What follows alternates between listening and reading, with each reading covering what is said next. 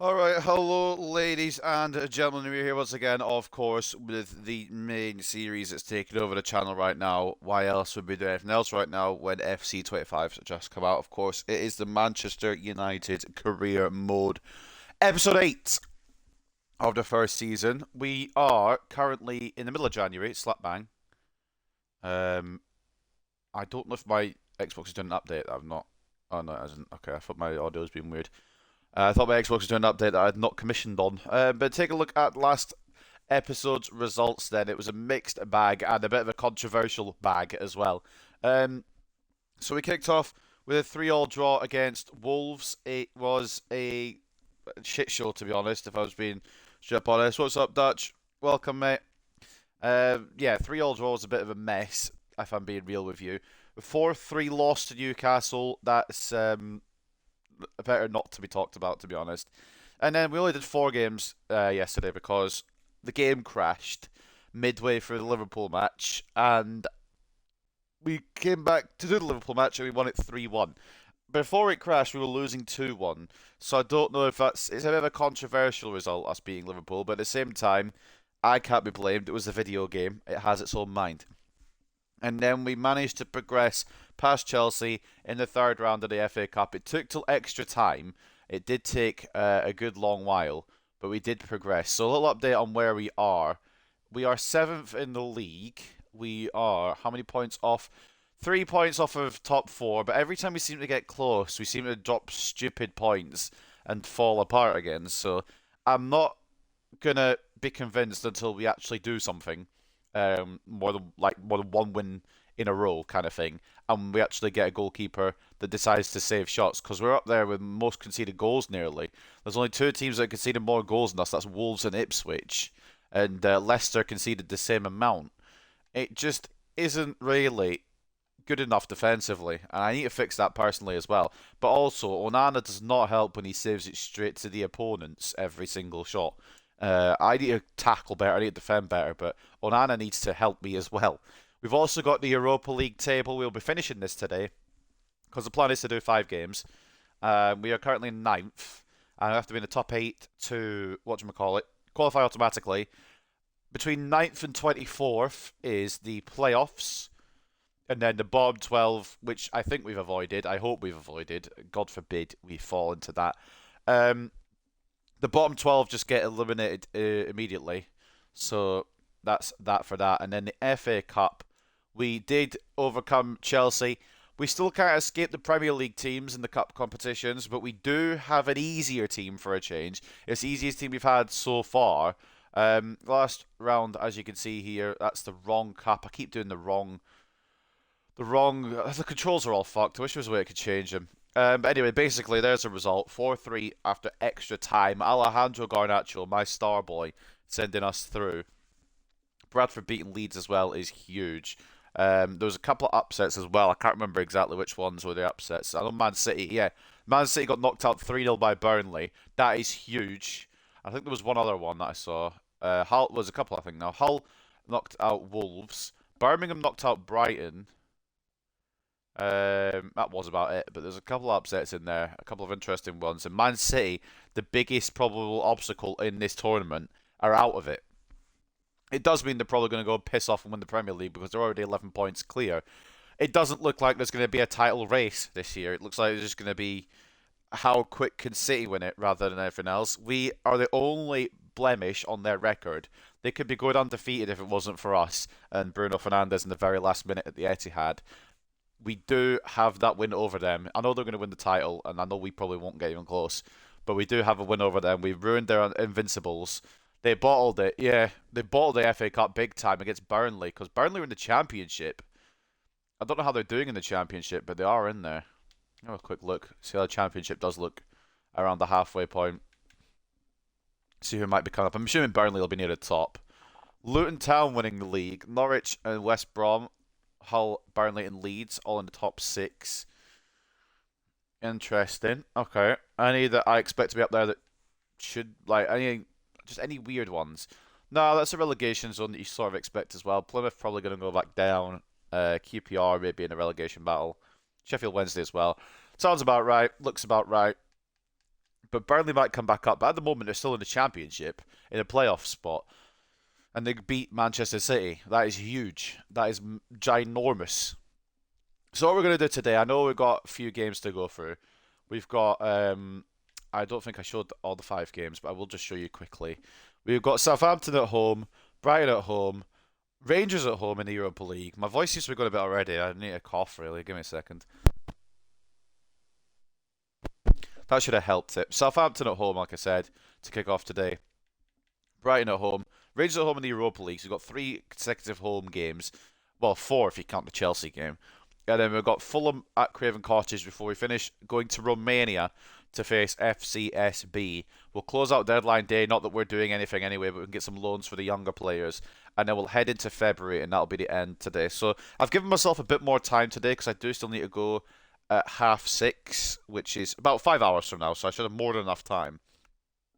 But it's going to be at least minimum 3 hours for this stream, so it'll give me about, what, an hour and a half, 2 hours to get everything sorted after, which should be more than enough time. So, first and foremost, we're not going to actually start with the Premier League. We're going to start with a Youth Academy tournament. It's been a while since we did one, and I would like to do one again. So we're going to jump into this. Take a look at our academy. This is how we are looking right now. I'm going to release Timo Ali. I've not really got a connection with him, to be honest. I don't really feel like he could have been anything anyway, and I feel like it's better releasing him than trying to sell him. Ahmed Kader as well. I'm happy to release Mod Bakir Iqbal. We're just going to cut down the academy a little bit. We'll get reports at the start of February to kind of broaden it out again. And honestly, Ali Kader as well. I'll give him till the next report. The only reason I'm keeping some of these players like Roel Peters, we've just brought him in.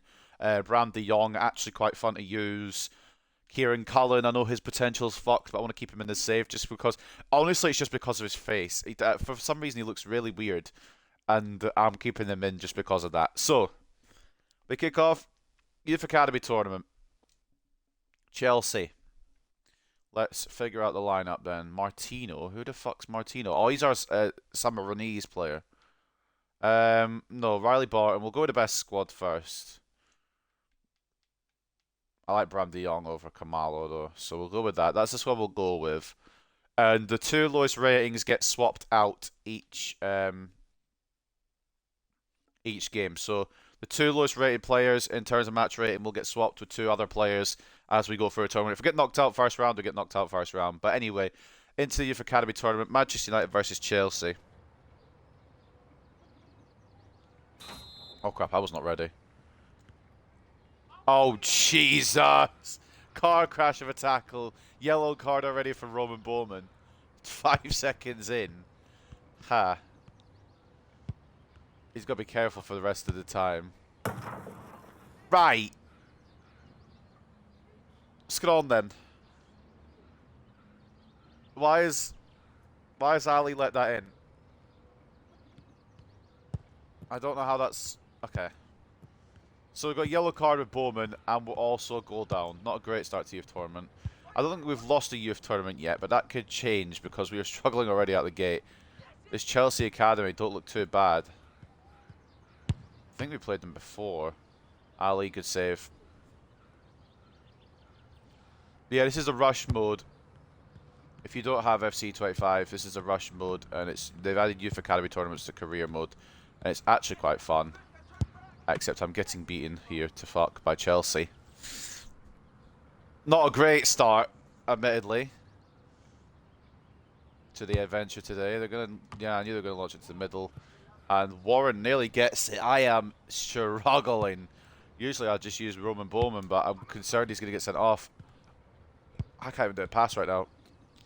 No, it's the first game of the day. I'm warming up with the youth tournament, so I'm actually okay for the games that matter, I think. That's what the excuse we're going to use. De Jong. Tam. Runs through. Dispatches. Mehdi Tam, or Mohamed Tam. I keep wanting to call him Mehdi Tam. I don't know why. His name's not Mehdi. It's Mohamed Tam. Maybe Mehdi could be like a nickname, because I keep forgetting his actual name. But anyway, Mohamed Tam equalising for us.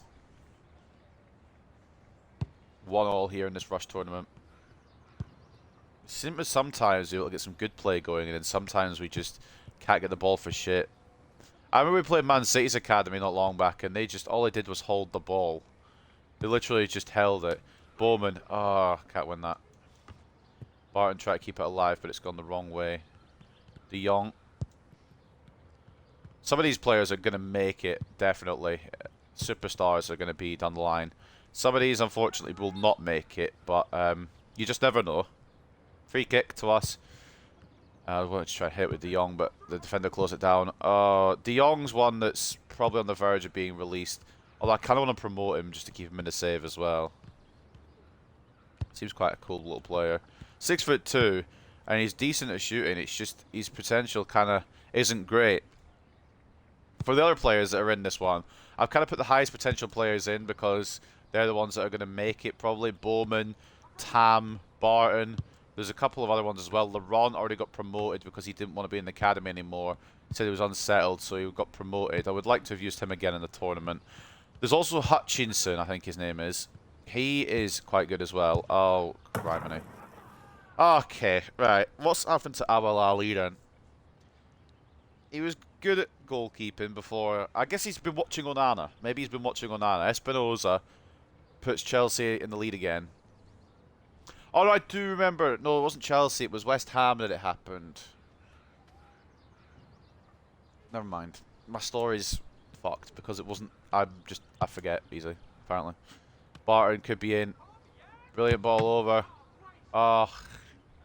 Johnson at the near post. Play short. Better safe than sorry. Oh, okay. Right. Well, I've aimed it at the short option and it's just not done it. Okay. Is that if that's how the game's going to play today, we might just do a youth tournament and end it there. I don't know if I have the capacity or the patience for this game today. Oh, I tried to pass it across to Bowman, but I did it touch too late. Of course, the star, in my eyes, is Roman Bowman, and that purely is because his name rhymes. He is a very good player as well, but his name rhymes, and that gets him bonus points for me. If your name rhymes, you're in luck. I didn't even scout England for him. He was in the academy when we got here. Tam, good tackle. Tam's the only one that seems to have done anything of note. He's scored. He seems to be the only one defending. That should be Awal Ali's. Trying to launch us to Bowman.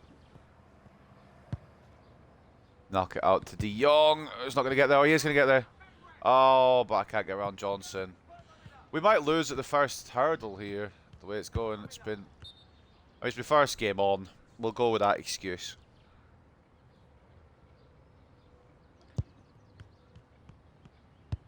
Barton. Bowman. I know you're open. I'm trying to find you. De Jong. Oh, see what I mean? It's a bullet of a finish. But it's just his potential might not be good enough. I'll probably look to sell him rather than delete him from the save. He's got quite a hit on him, and it'd be good to see him succeed. Some of these I feel like we've not I wouldn't say connected with, but some of them could be really good. And some of them I've not really used, and I just don't think they're going to do much, like the ones I released. But the ones that I have been using in youth tournaments, and the ones that have been getting time on the pitch, are ones that I feel like I've connected with more because I've used them on the pitch. Like obviously Roman Bowman's just going to be here till the end of time. Not in the academy, but at Man United. There's no way I'm selling him at all. Riley Barton as well, he's not going anywhere. Mehdi Tam possibly as well. There's a few. I mean, Barton just, for some reason he can't do well in these youth tournaments, but his potential's really good. So I don't really know on Barton. But Bowman absolutely is he's staying for life. Lifetime contract at Manchester United. He can have whatever he wants. See what I mean though? De Jong's got a fucking finish on him. He's got a really good shot on him. I know it's youth academy and it's only youth goalkeepers, but he's got quite a bit of power on him. We do regain the lead here. Or I say we regain the lead. We gain the lead here.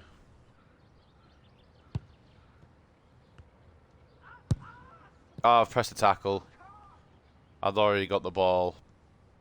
It's alright, we'll just run down the clock. get to the next round. But basically, to do for these youth academy tournaments, you get like kind of XP, which means your players grow a bit faster. Yeah, I think you get potential boosts. I might be wrong on that. I've absolutely fucked this up. Yeah, I fucked that up completely. But I think you get potential boosts as well, overall boosts. Basically, it's a better way to kind of grow your players. I've just left it unmarked there, to be honest. The problem with starting no defenders is that nobody can defend. Tam's probably our best option for that. And he runs forward every time off the kickoff. These are a CDM, I think. Or centre mid. Oh, it's behind De Jong.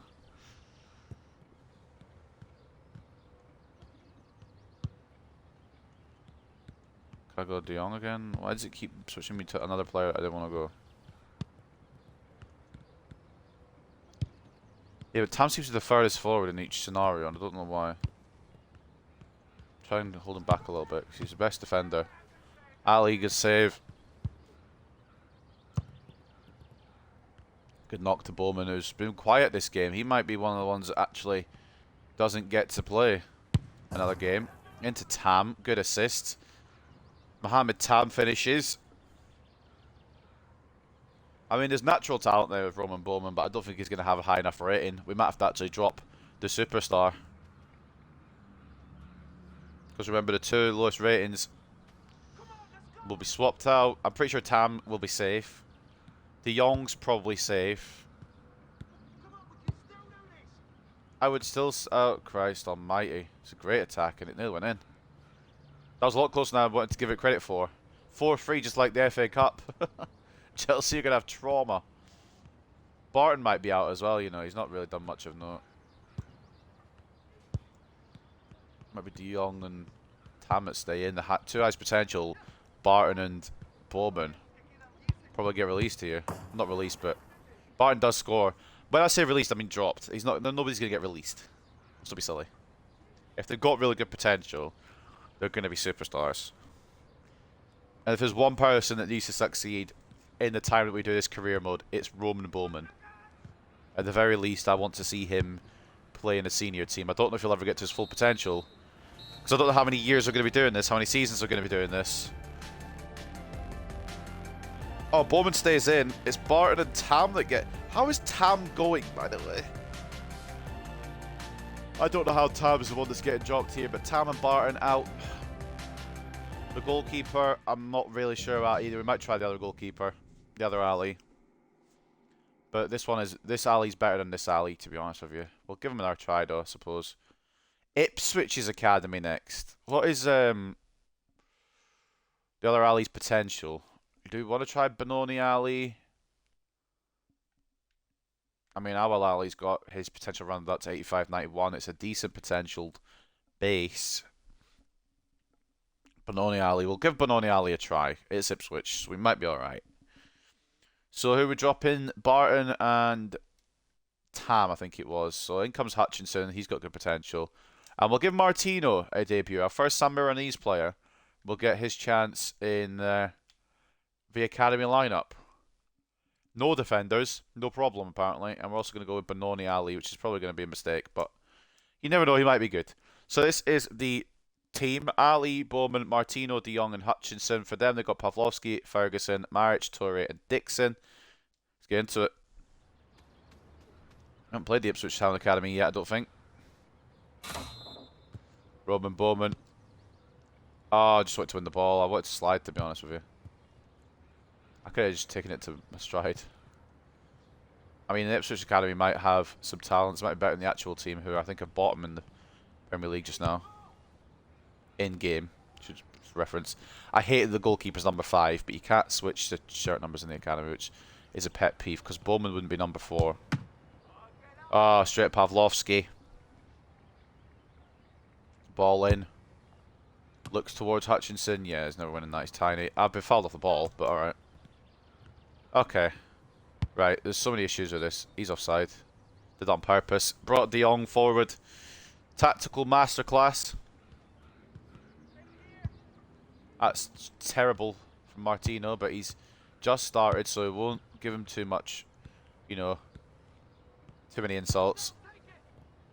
Oh, tried to float it in far post. I should have just passed it. Would have just been easier to pass it, wouldn't it?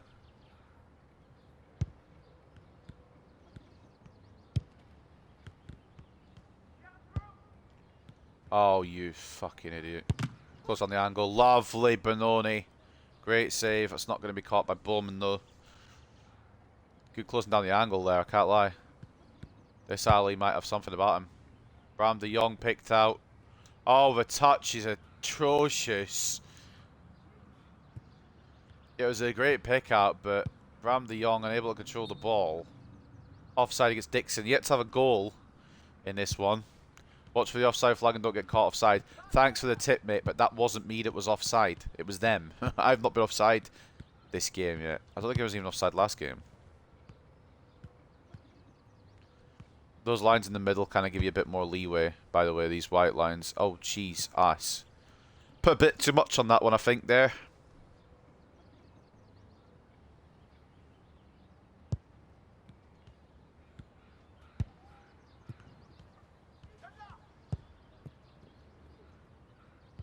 Hutchinson. Good job. De Jong. Needs an option. There is an option. It's Roman Bowman. Oh, it's saved. You'd usually bet your house on Bowman putting that away.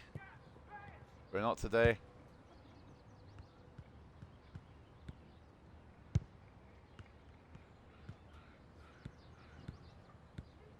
Keep forgetting that Roman Bowman was actually right back to start off with.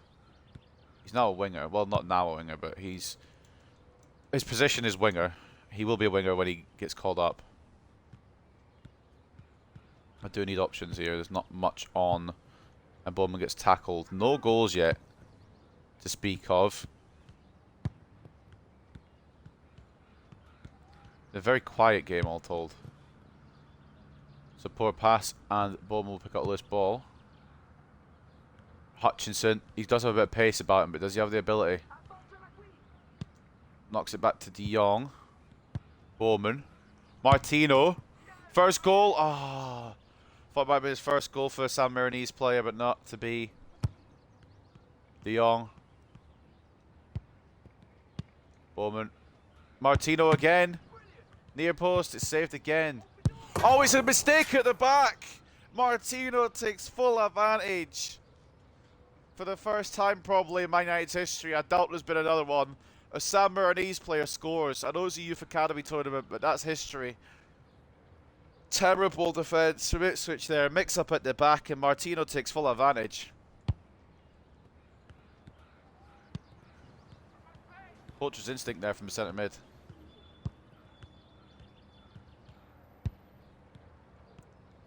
And Ipswich now behind. Might not be for long. Benoni Ali makes the initial save, but he's Onana'd it there. Saved it and couldn't get to the rebound. 1-1 in the most sillier ways, but it was 1-0 in the most sillier ways as well. It's not been an actual good goal yet in this one. Ali made a decent initial save, but just the reactions, as you can tell, need a bit of work. I don't know how much longer he'll be in the academy because of his potential. Like, I don't know if we're just going to get him gone, girl.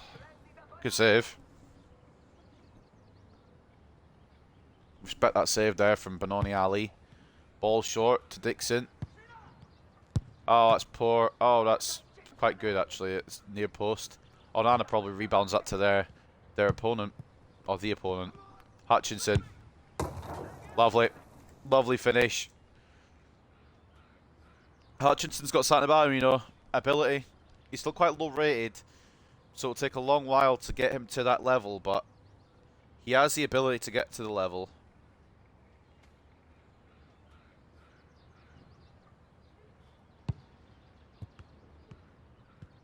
Alright.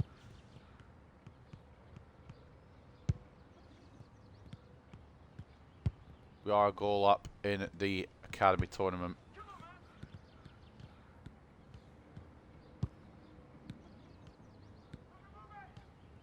Great pressure, Hutchinson. Martino. Try to find De Jong in the centre. Still not Very good defending by Ipswich. I think it's not very good defending by Manchester United either. We've done enough of a job. De Jong, it's a great ball through by Bowman. All he needs to do is slide it past. And he does. Bram De Jong on the score sheet. I believe everyone scored now apart from Roman Bowman himself. Well, of course, Ali hasn't scored either. He's a goalkeeper. He probably won't get a goal. But every outfield player has bagged now.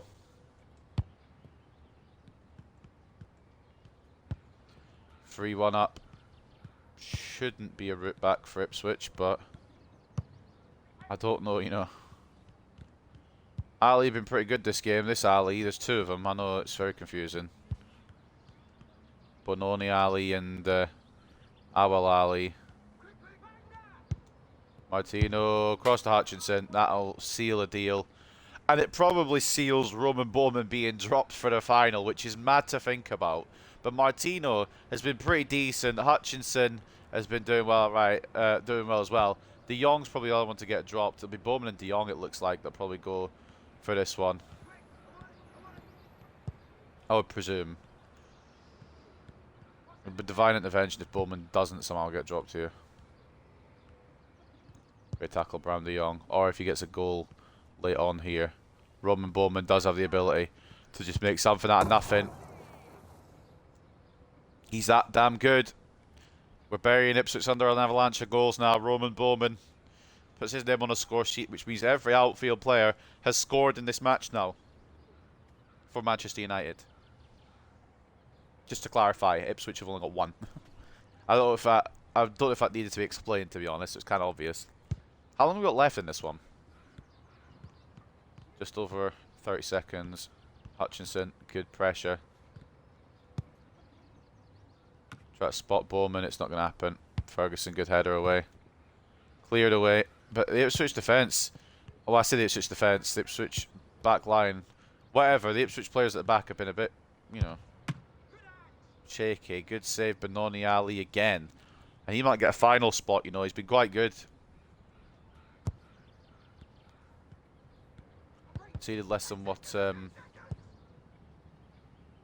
Abel Ali did. 10 seconds on the clock. It's probably going to be it for us. We'll get one more attempt. Ali will hold. An easy win over Ipswich. Who's getting dropped then? How does he keep getting away with it? Roman Bowman got man of the match. He's undroppable. He's 60 rated now, by the way. He'll have a potential tag as and when we call him up. 60 rated for Roman Bowman, 57 for Bram De Jong, 57 for Martino, 54 Hutchinson. The match ratings are not bad. Benoni Ali remains in, but we're dropping Martino and we're dropping De Jong, I think it was, wasn't it?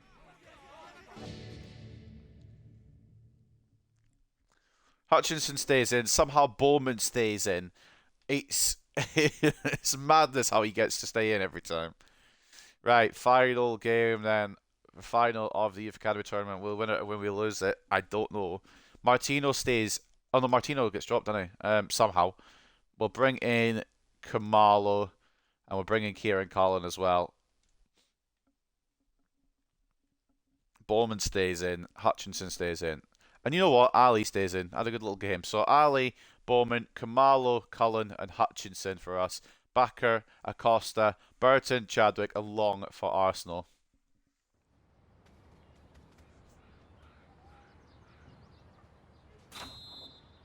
Bowman should get there first. He always likes to get there first. He does get there first.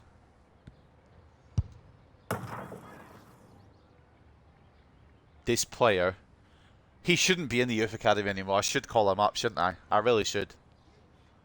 Unless he specifically asks, I'm not going to call him up until the summer.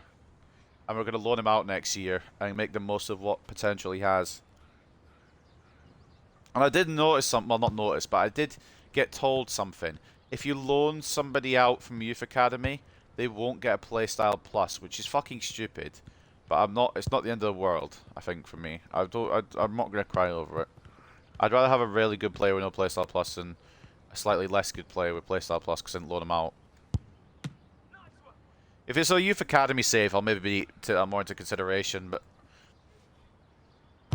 because it's a team that is near the top, maybe not as near as the top as it used to be, but a Premier League side, youth academy doesn't really factor in as much. It actually is ridiculous. He shouldn't be in the youth academy anymore, should he? I should be loaning him out now. Maybe I will, actually. But then I won't be able to use him. It's going to be a sad day when we have no Roman Bowman to be able to be played with. I mean, he'll only be gone for half a season, but I want to use him now. We'll keep him in. Well, I don't know. I think I'll keep him in the academy until the end of the season and loan him out for season 2. Bring him back for season 3 and he'll be part of the squad, probably. Regardless of rating. Even if he only goes from like 60 to 65 or something on his loan spell, I'm still going to probably use him. He's just that talented. Ref. Blue card. It is a blue card.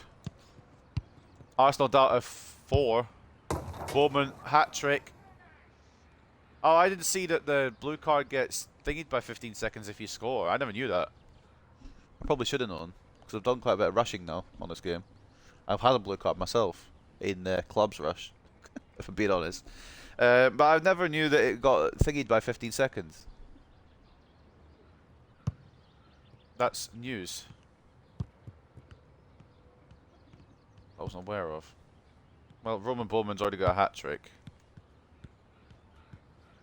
Probably secured man of the match for himself already. Arsenal Academy are just not about it.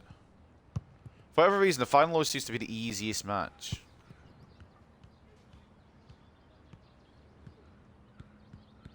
I don't really know why. Cullen can't keep the ball under pressure. I mean, it wasn't even really under pressure, just can't keep the ball.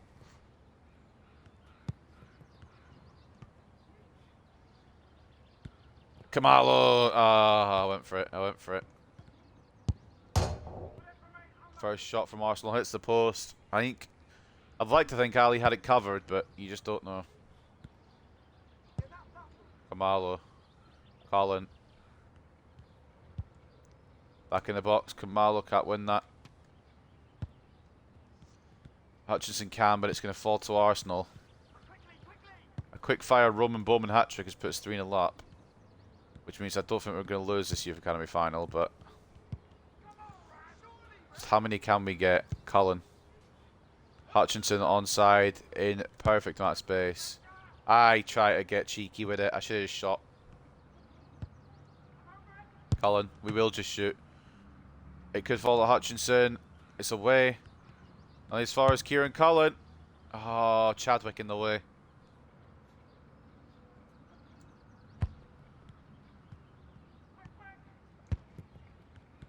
Kamala. Cullen. Tries one. Oh, what a finish, Kieran Cullen. There is a player in there. It's just the lack of potential, which sucks. Because he's one of the ones I'd like to succeed as well. He's probably the only one where I'm going to say, yeah, his potential might not be great, but he's not getting released. Like, he's 75 to 81 potential, so it'll be mid-70 or high 70s, low 80s at his peak. But he's the type of player that just fucking seems to get something out of nothing, and I don't want to really release him. This is going to be 5-0. Kamalo puts it away. This is a one-sided Youth Academy final. Is there I can just sim to result? No. End match. Does that mean I don't know if that means I'll forfeit it. I'm not going to risk it. I don't want to forfeit. We're 5-0 up. Any chance we can get Benoni Ali a goal, perhaps, you reckon? The Arsenal team don't seem like doing anything. Oh, I didn't shoot in time. I don't have a goalkeeper. I'm trying to switch to an outfield player, so I can get my goalkeeper back. What is their plan? They've let my goalkeeper get all the way back. I don't understand what the Arsenal Academy are thinking here. They're playing possession ball, which isn't working at all, obviously. We've scored 5. It will probably be more yet to come.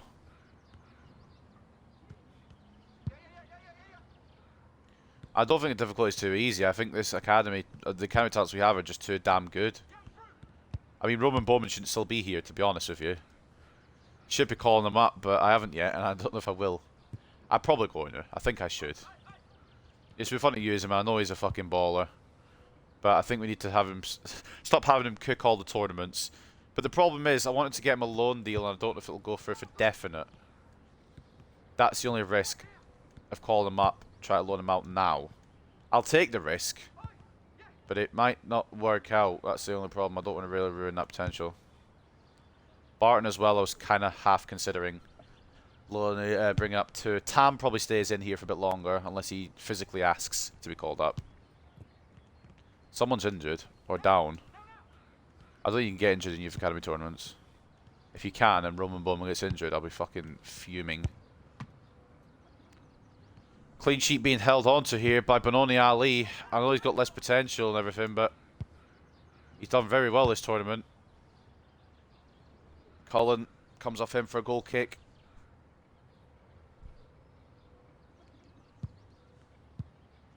Already 36 minutes into the stream. Jeez, time fucking flies when you're, I would say having fun, but time flies when you're streaming.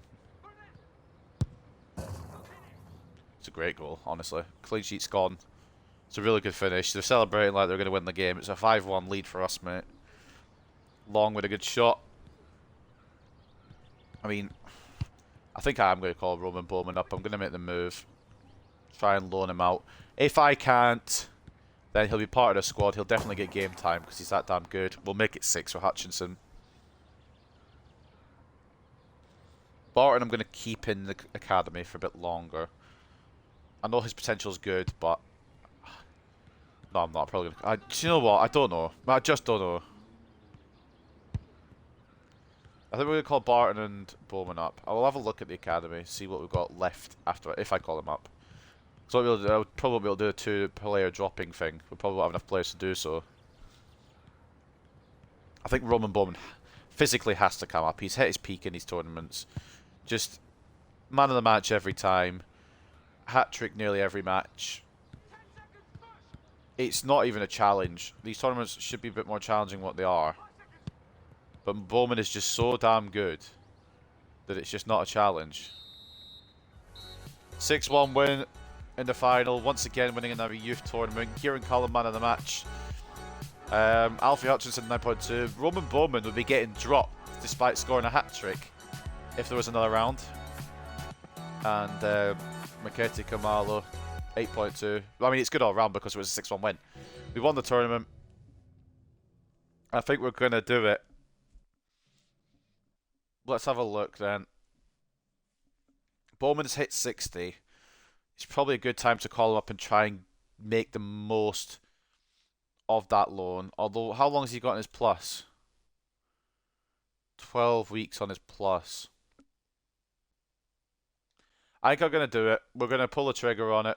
Roman Bowman promoted. And Riley Barton promoted. Mehdi Tam, or Mohammed Tam, I'm still going to call him Mehdi. I think Mehdi might just be a nickname now because I keep calling him Mehdi. Mohammed Tam, we'll keep an eye on him just now.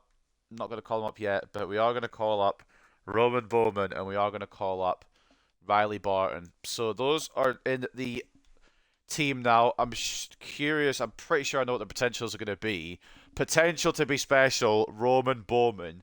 And potential to be special, Riley Barton. These two will have a place in this team as we go. But for now, let's try and find moves for them to develop.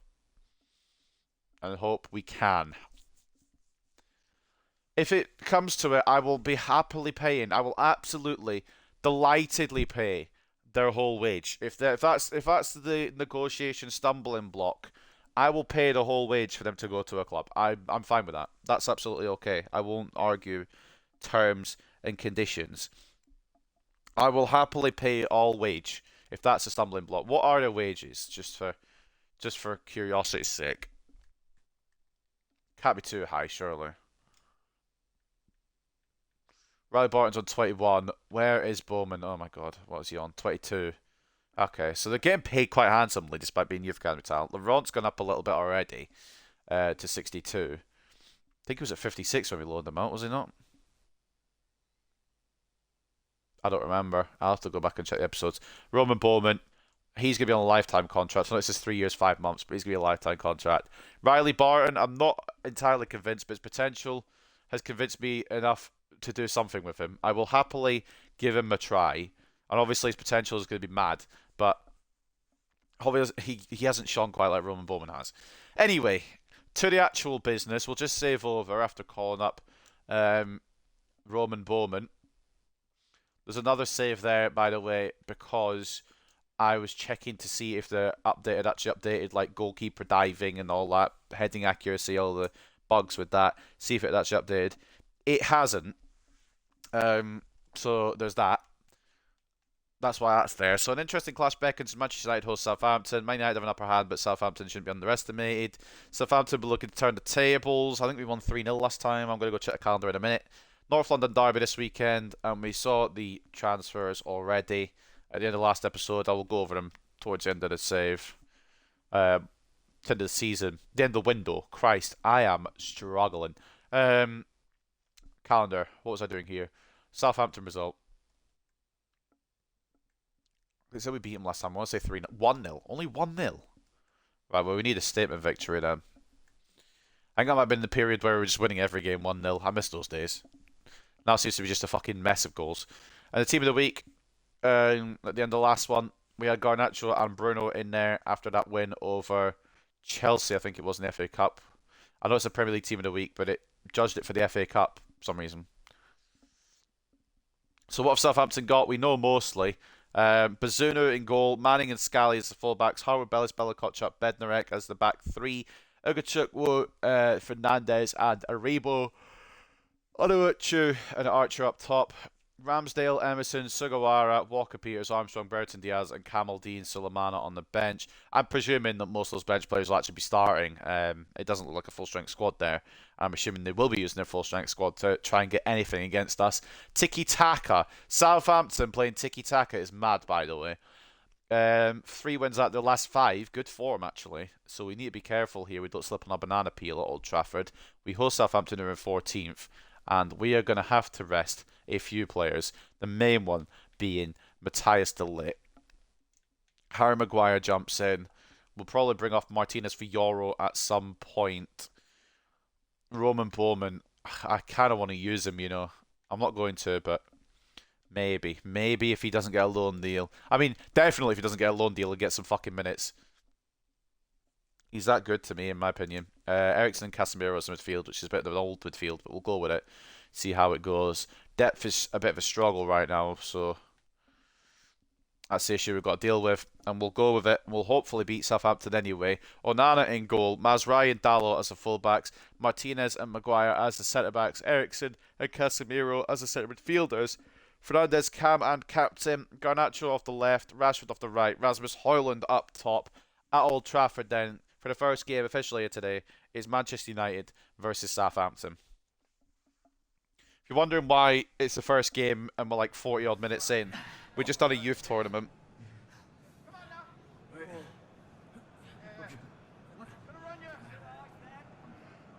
Joint top scorer of the season, Rasmus Højlund. Can he extend his record? That's the question. I believe he can against a team like Southampton. I'm expecting at least uno goal. Dos goals might be a bit too much to ask for.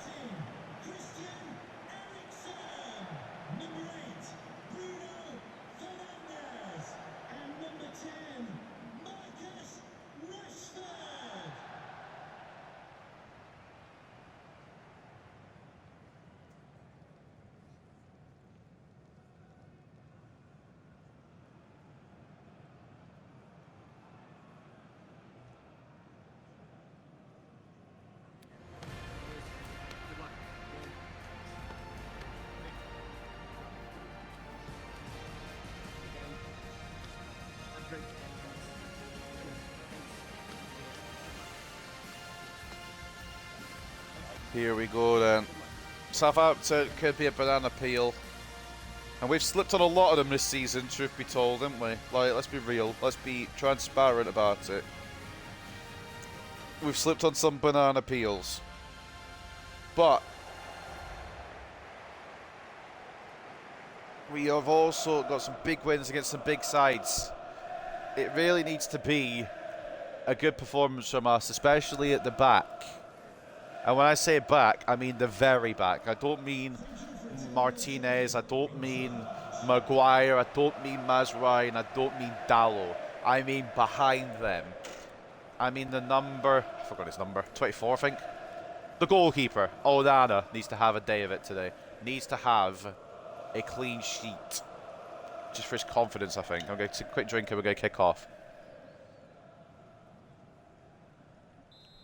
Unless they're kicking off, in which case I'm not ready. Shit. Right, we go. Right, we're good. We're good, we're good. Right, no committing defenders too far forward. Video game as well as me.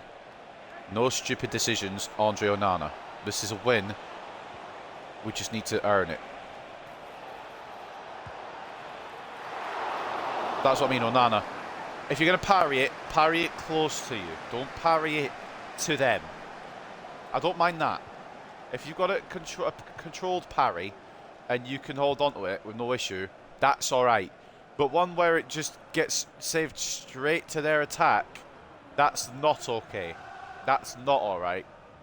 That's my issue with you.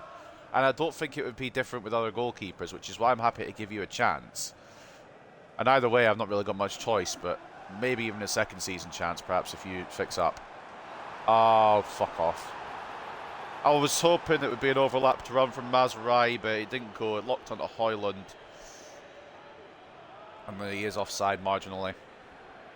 This might have been a Xerxes game, to be honest. Give him a chance up top, but it's fine.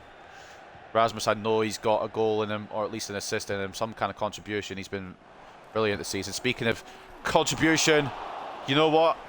It could have caught the keeper out. Bruno wins it straight back and tries to catch it with a long-range finish. Ramsdale holds, but it's not convincing by Southampton. Yeah, I've got it away. I've got hiccups. It's all gone wrong.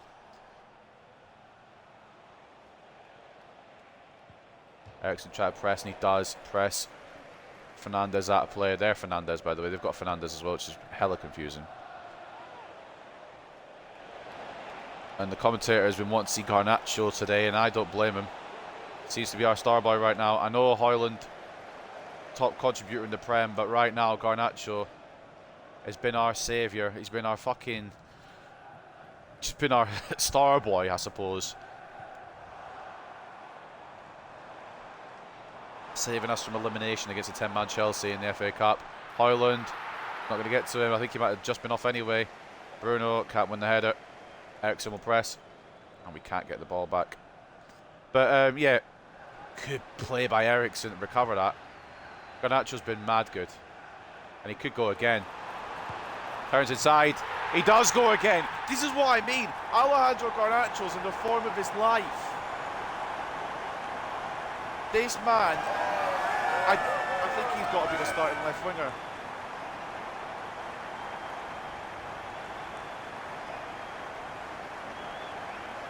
Now we either have Marcus Rashford on the bench, starting off the right, or this might be a bold one. We sell the number 10 perhaps, and use the money to bring in a right winger that is established. I know we've got Ahmad, I know we've got Anthony, and I know Anthony, you'll laugh at the name, but he's actually had quite a good little spell this season. He's only had about 7 or 8 Premier League appearances. I think he's got a contribution in at least each one. On average, anyway, he's got a contribution in at least each one. The thing is, I want someone who is top tier on the right-hand side. And as much as I love Rashford, it probably ain't him. And as much as I love Garnacho, he's absolutely miles better off the left, as you've seen. You just literally saw it with your eyesight there. 1-0 thanks to him again. Marginally off. He could have been left on by, I think it's Martinez there at the back. Or, sorry, Mazraoui. Martinez is in the middle. Maz nearly played the player on. I think we could have shut it down with Maguire anyway. We probably would have caught up close to space, but I don't want to have to risk it. Play it safe. I'm actually alright, you know. So, we don't need to worry. We're in a good spot. We're playing good football. We've not really had Southampton get anything yet. We had that early shot that Onana Managed to power with no issue. That's an intriguing ball. It was never going to make it to Rasmus Højlund, but it was hung up there like it could have been. Sugawara. It was a heavy throw by Ramsdale. I'm not blaming Sugawara for that one. That was just a shit throw. Ball wasn't meant to go that far back. It was meant to go to Mazwai, who is now hesitant to overlap for some reason. He usually likes overlapping. And I can't get the ball past Sugawara. That's why he's hesitant, because now he needs to cut all the way back. Try and catch up to Mateus Fernandes. He will do it. He's got the pace. It's just... he probably would have been better if he'd not had to do it. Armstrong. Wasn't fully cleared there by Leacher, which is a concern now. Eriksson does cover nicely, though. And smart tackle. No penalty or anything like that. We're just going to launch it. Hopefully goes to a player in red. Casemiro, good control. Dalot. That was meant to go to Rashford. He saw number 10 in the open space. It was meant to go to him. He tried to lock on at Casemiro instead. Not what I wanted. Good block by Dalot. Can't keep it in. Has come off Emerson last, though. And it keeps saying Dalot for sure. What we're going to do, and it's fairly obvious what we're going to do, I think. I don't think it needs really explaining. We're going to move Mazwai across the right-hand side when we bring on Luke Shaw, so he can play left-back, and then Dalot will obviously make way. There's quite a lot of games coming up together again in January. We'll need to sort of stamina out. Garnacho, Maz, I kind of wanted to hit it, you know, low-key. Bruno. I want to have a dig a little bit from range, but they just keep closing it down quite well. Garnacho.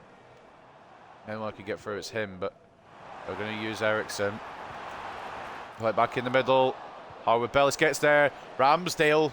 Scary stuff, but he does get it clear. Maguire wins a header to keep it up the pitch. Eriksson tries to win it back. Very dangerous tackle. Wasn't sure if it was going to make connection. It didn't, thankfully.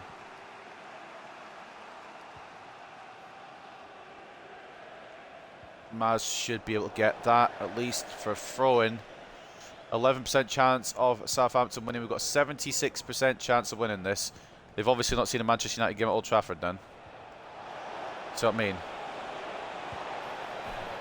See what I mean? As soon as I saw the chances, I lost it apparently. I don't know how. Like, I do know how.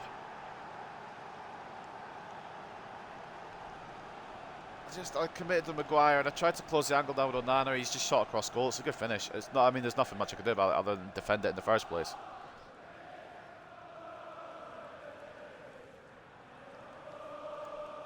Well, it's 13% chance of a draw. Southampton have got themselves into that 13%. I just wish we weren't so fucking leaky in defence. I don't really know how to fix it because the centre-backs we have are quite good.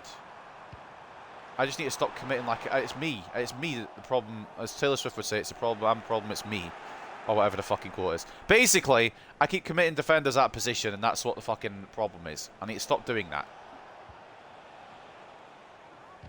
I remember Field to get involved a bit more, but when you've got Eriksson and Casemiro, it's a bit harder. They're a bit older, a bit slower. So it's more when I've got like a Mainu and a. Confidence, smack that. Oh, that might have been a brilliant goal. But I've got a Mainu and a Nagarte on. I can afford to do that more. Track back with the midfield. When it's a Casemiro and an Eriksson, we're going to have to rely on the back four a bit more heavily. We have to rely on Onana actually being a competent goalkeeper, which is a struggle to begin with. Bruno Fernandes towards Maguire. Oh, it's over the top. Met it well, but couldn't keep it down. Under pressure from Ramsdale as well. Out jumps his English compatriot, but doesn't get the header on target.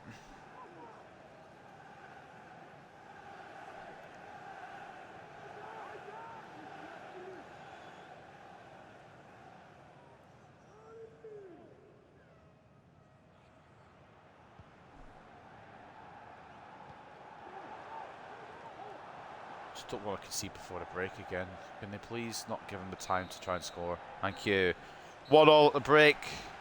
Whether it's fair is not important, but it is the occurrence currently.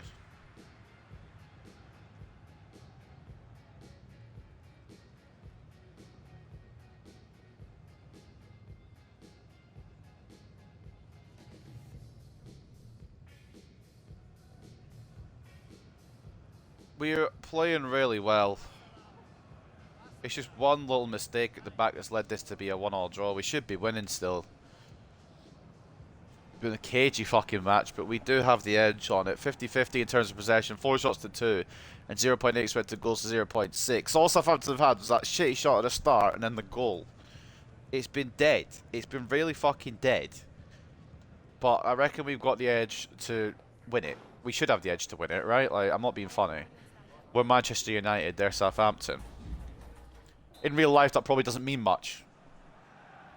In game, it probably means slightly more. Because I've got some tactical ability. I'm not, I mean, I don't know if I've got as much as Ten Hag. I don't know if I built a manager team in real life, but in EAFC, I could do it slightly better. I don't know what the issue was here. Oh, okay. That makes sense. Ericsson tackled and Garnacho was offside. That's fine. I thought I'd done a foul or something and I wasn't sure what I'd done, to be honest.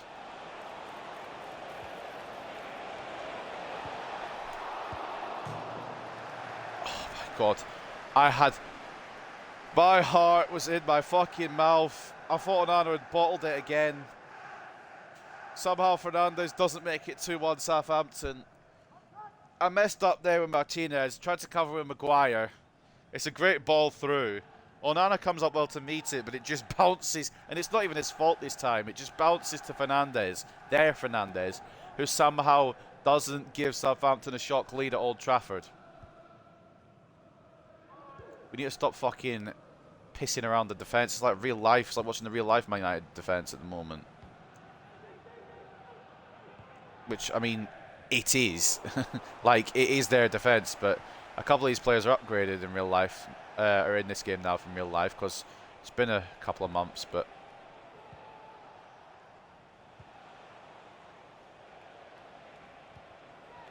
I don't know who they were talking about there. I don't know who popped up. I'm not paying attention because I'm trying to defend.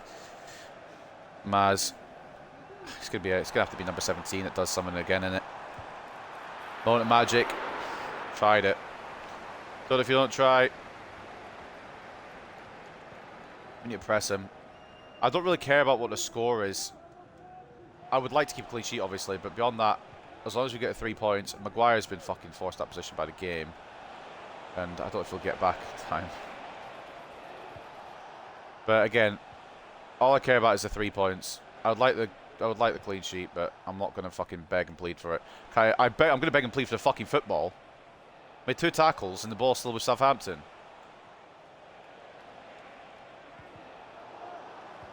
Thank you. Oh, okay. Let's get the ball away. Okay.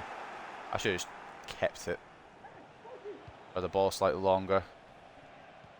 They are tiki-taka me about a bit, I can't lie. I didn't expect it from Southampton. That should be... It should be defended. It hasn't been defended. Still open for Southampton. It's a poor shot in the end of it from Cameron Archer. Another game once we bring off Maz for sure. We're not going to... In fact, we are going to do it just now. Whoever has less fitness comes off. Maz has 59. Dallo's 43. Well, it's a no-brainer, really. Swap him across. Euro comes on from Martinez as well. Considering Xerxes for Højlund. Considering Ahmad for Rashford.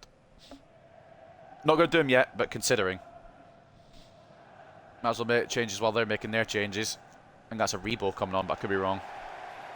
It might have even said, I just wasn't paying attention. Martinez and Dallo for Euro and Shaw.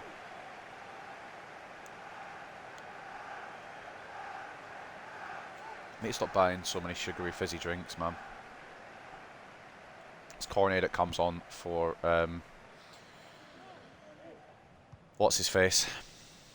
The striker, the one that scored, Archer. Christ almighty. Madrid to commit to register. Højlund. Straight Ramsdale. Away urgency needed, yeah. Chucking 4-2-4 into it. I don't know how that goes actually. Hold on, how does that go for 4-2-4? It hasn't done it yet. Okay, no bother. When it progresses, when it actually does it, we'll decide, I guess, how it goes. Fuck.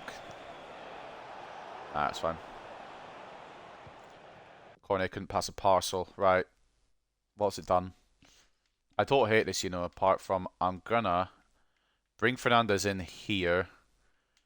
Bring off Ericsson for Ahmad. I don't hate the Rashford Højlund combo up top. It's not something I've tried. We do need a goal, and I don't care if we win 2-1 or if we win 5-1. We just need a goal.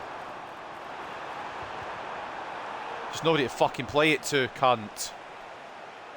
It's a great ball through to Højlund, but he can't finish from that angle. He's good, but he's not that good. But now Bruno's playing on the right, which is mad. Shaw. Garnacho. Rashford might have been through, but I just didn't pull the trigger on it. Just need. Look how many fucking Southampton players are back. Garnacho. Gets it cleared away. We've only got 2 players up top. Everyone's defending. They're going for the point, which I don't blame them for, obviously.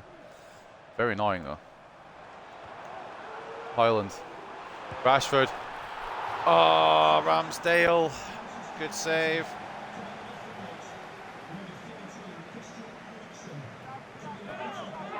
Off comes Ericsson for Diallo. This 4-2-4 needs to work with an actual right winger.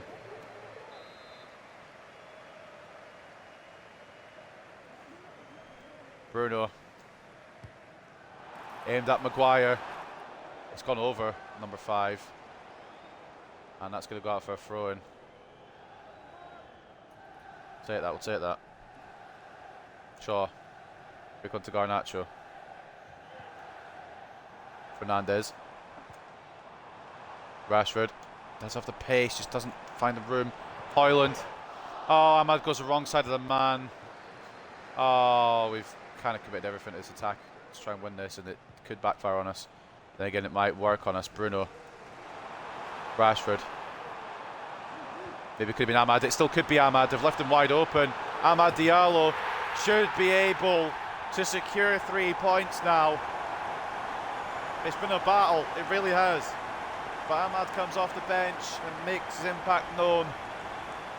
They didn't mark him. He just kept himself on side. And they weren't watching him at all, really.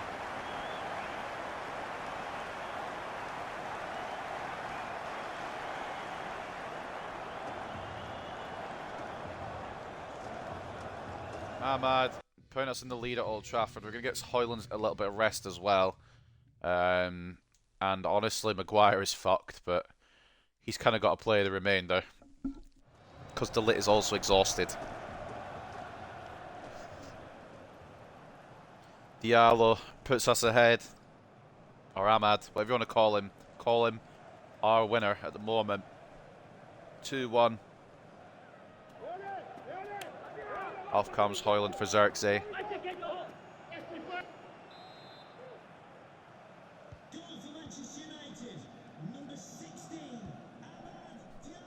Eight minutes to hold out.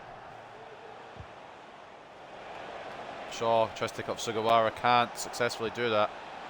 Ball in. Thankfully it's offside because Onana's about to get fucking the most vitriolic. I'm not going to say what I was going to say because I mean, not anything like that for reference. Just if it's what you're thinking, it's not that.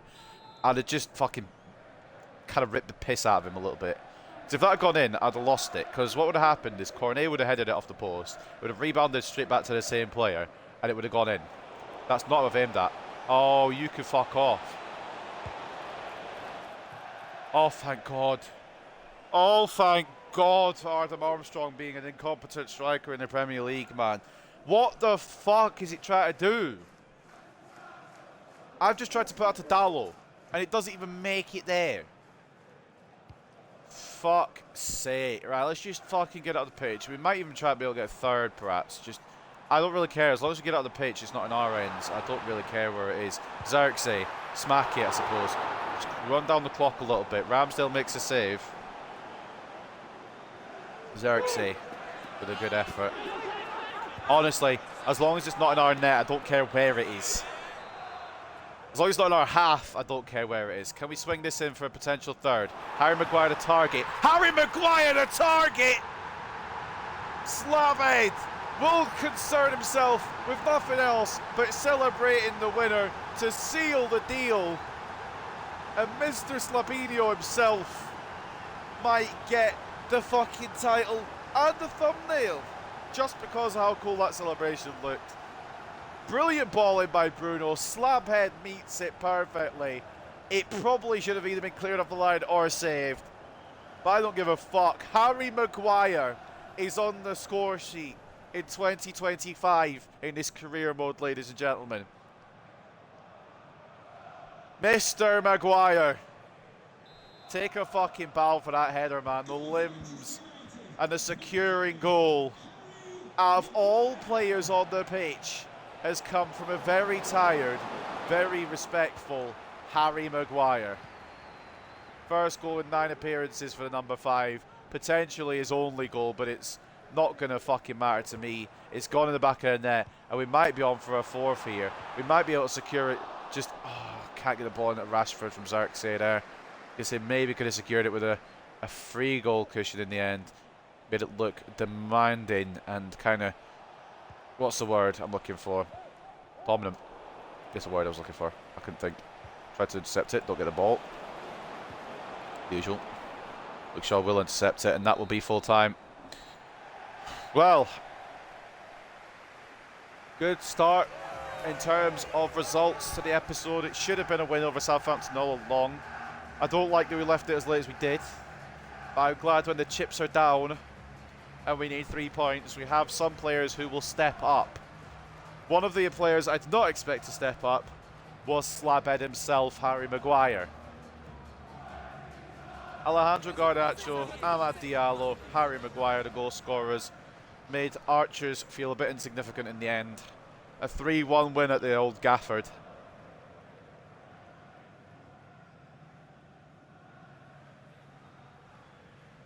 We get the victory here at Old Trafford. What's up, David? Yeah, this is career mode. Welcome to the stream, mate. Yeah, this is just the manager career. Take a look at the stats then at the end of the game. 52-48, they had more of the ball. It didn't really feel like that. And 10 shots to 6 for us. They have more expected goals. I don't understand how this works out, to be honest, but that's fair enough. 2.7 expected goals to 1.9. What really matters is we won. So, I mean, I guess they did hit the post, didn't they? That'll probably count. So it's quite a lot of XG. The one where they missed an open net, pretty much. But the man, the more...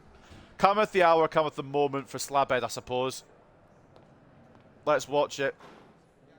Not like this, I want to watch it in the... yeah, here we go. Bruno Fernandes ball in.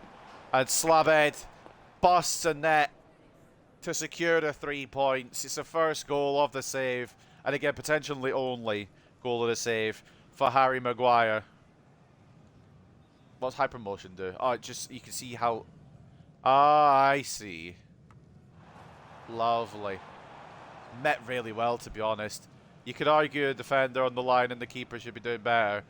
But we might get a Harry Maguire thumbnail, and I think that's all that really matters to me. Take a look at the performances then. Bruno Fernandes, 8.9 and 2 assists. He's really getting in the contributions now. Harry Maguire with a goal from centre-back and an 8.8. The header silencing Southampton. Garnacho with a goal as well, and 8.3. Rashford with the other assist and 7.7. Did feel a bit off, but it was actually alright when we moved into striker. So maybe a 2-striker formation is what we go with. And Amad with a goal and 7.6. Onana did good enough. A bit concerning in terms of that first goal, but that wasn't really his fault. I just defended badly. And he held strong ever since, although that one that hit the post was very concerning too.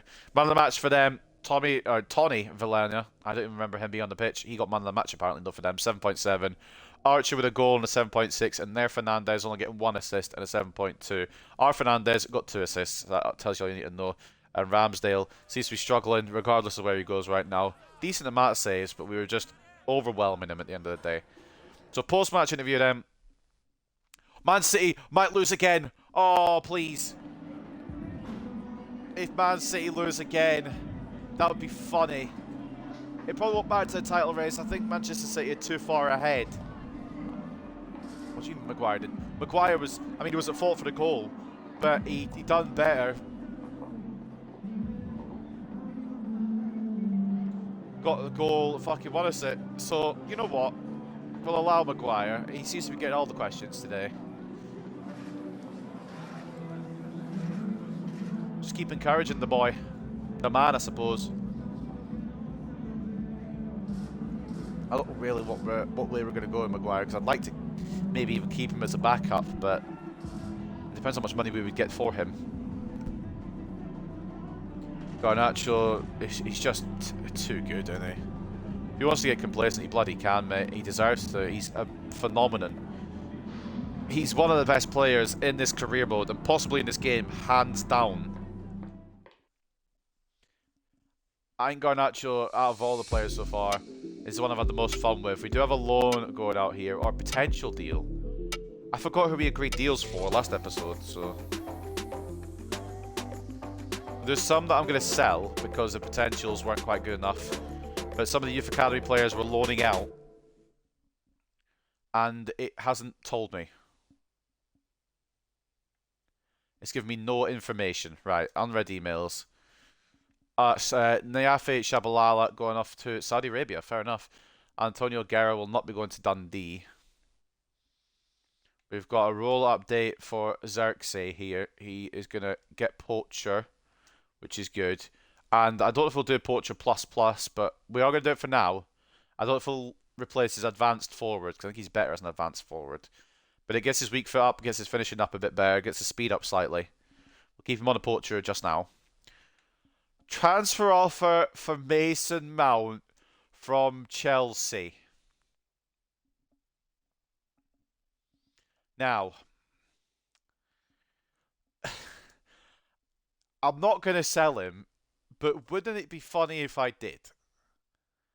He's staying at least this season, maybe even next season. He's a decent enough backup cam in case Bruno's tired, injured, etc. But it's quite funny that Chelsea have come back. We signed him for 55 million. If they don't pay 55 million, they're not getting him. And Xerxes, a little bit upset he's not getting enough games. He's getting plenty of game time. He's had a lot of game time this year. And Roman Bowman is happy to be here. Of course he is. I think I put them both on the loan list. I'm just going to double check, because we need to find a club for them before the January transfer window closes. They both are on the loan list. Roman Bowman, Riley Barton. And for the training plans, we're going to go all out energy, because I need as many players fit as possible. So all out energy for the starting 11. And then for all the tired players. So Ericsson. For Ericsson could be an energy focused. Maguire probably won't start, but I'll put him on all out energy anyway.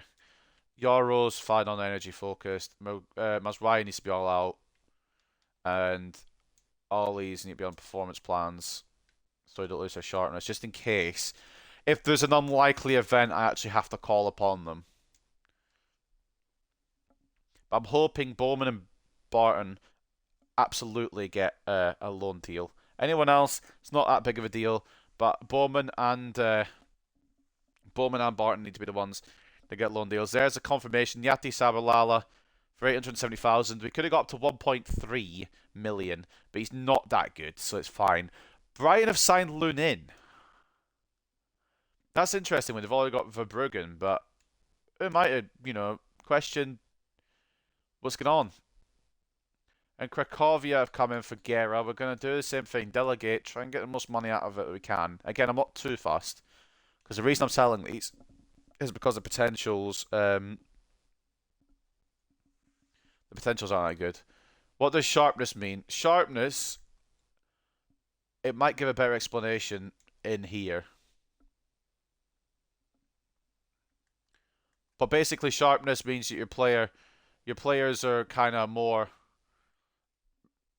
I guess, ready. I'm not good at explaining things, but basically they're ready to go. They're sharp. They're ready. They're fit to go.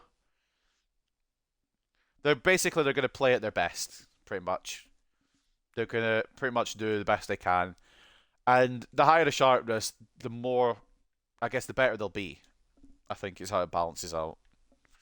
I might be explaining that badly, to be honest. I've never really understood it, but I'm pretty sure it's just that they're more ready to go kind of thing. Icardi's signed for... Alright.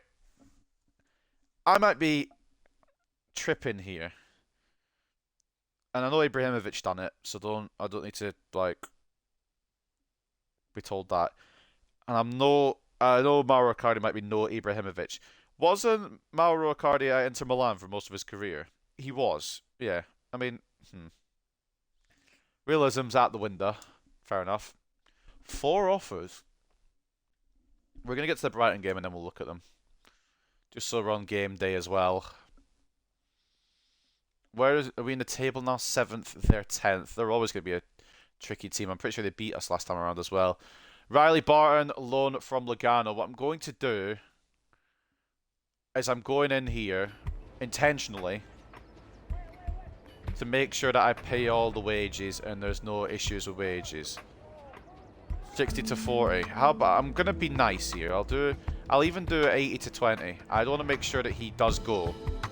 I want to make sure they have the money to pay their side of the wages. Because we've got the money to pay his wages. I just hope they do. And if that's more of a chance of it going through, then that's what I need to do. The same I'm going to do for Roman Bowman. Gerrard from Demir Sport will do the same thing. And Harry Maguire transfer offer from Marseille. I don't hate it. I'm not going to accept it just now, but once January closes and we get to February, and if we obviously we're going to keep everyone till the end of the season, but come February, I will be a bit more open to negotiation because of the fact that it won't go through till next season. And that means we can keep him for the season. Then we've got a club sorted for them. Germany scout report updated. Yeah, I mean, I wouldn't mind Yan Couto, but he's on loan from Man City. And also, he'll go back to Man City, and I doubt they'll sell him. Otherwise, it wouldn't be a bad right-back option. So we'll save over very quickly so I don't lose progress. And then we're going to take on Brighton. Problem is with Brighton, they're a tricky team. And they beat us last time. I think it was 4-1. But they've only got two wins out of the last 5 games. And I think this squad is going to be a lie because they have just signed Lunin. So they might put Lunin over Bruggen in net. But Steele, Kadioglu, Veltman, Van Heck, Dunk, Vifer, Hinchelwood, Alvaro, March, Gruda and Welbeck is the starting 11. Kick and rush. So we might go Yoro Martinez for this one. Keep the fast defenders about. They're not going to start this team. They're going to use a lot of those players off the bench. What I've realised is those pre-match analysis things are lies. And I quite like it, to be honest. Because you don't know what they're going to start.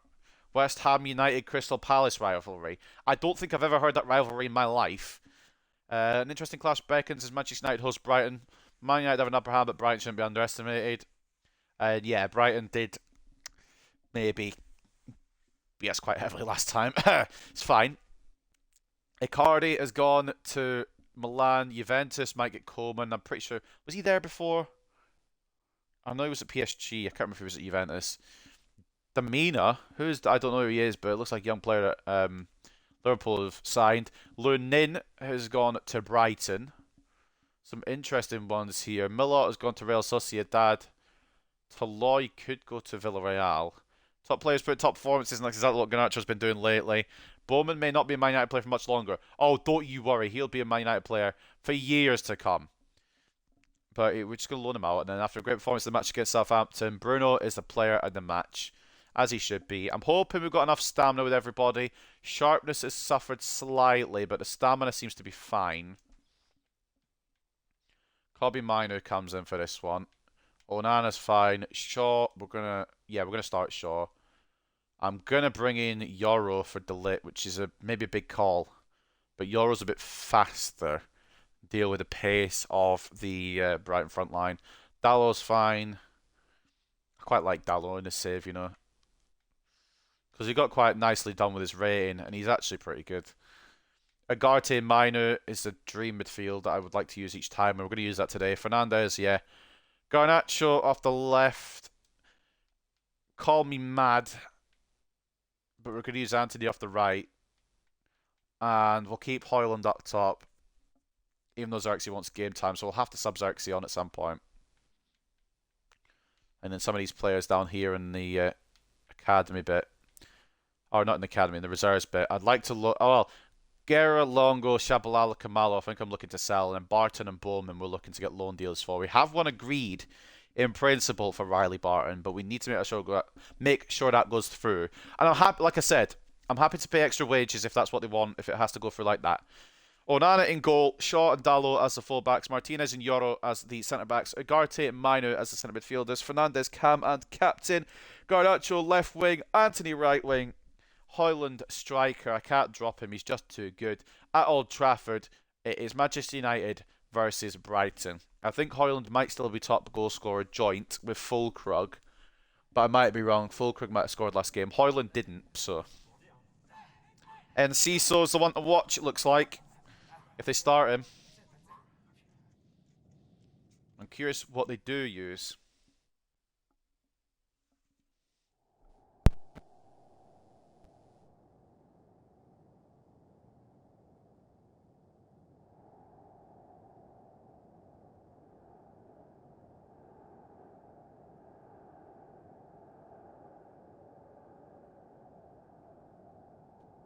Hopefully today's episode won't be as messy as yesterday's, and it'll be quite cleanly done.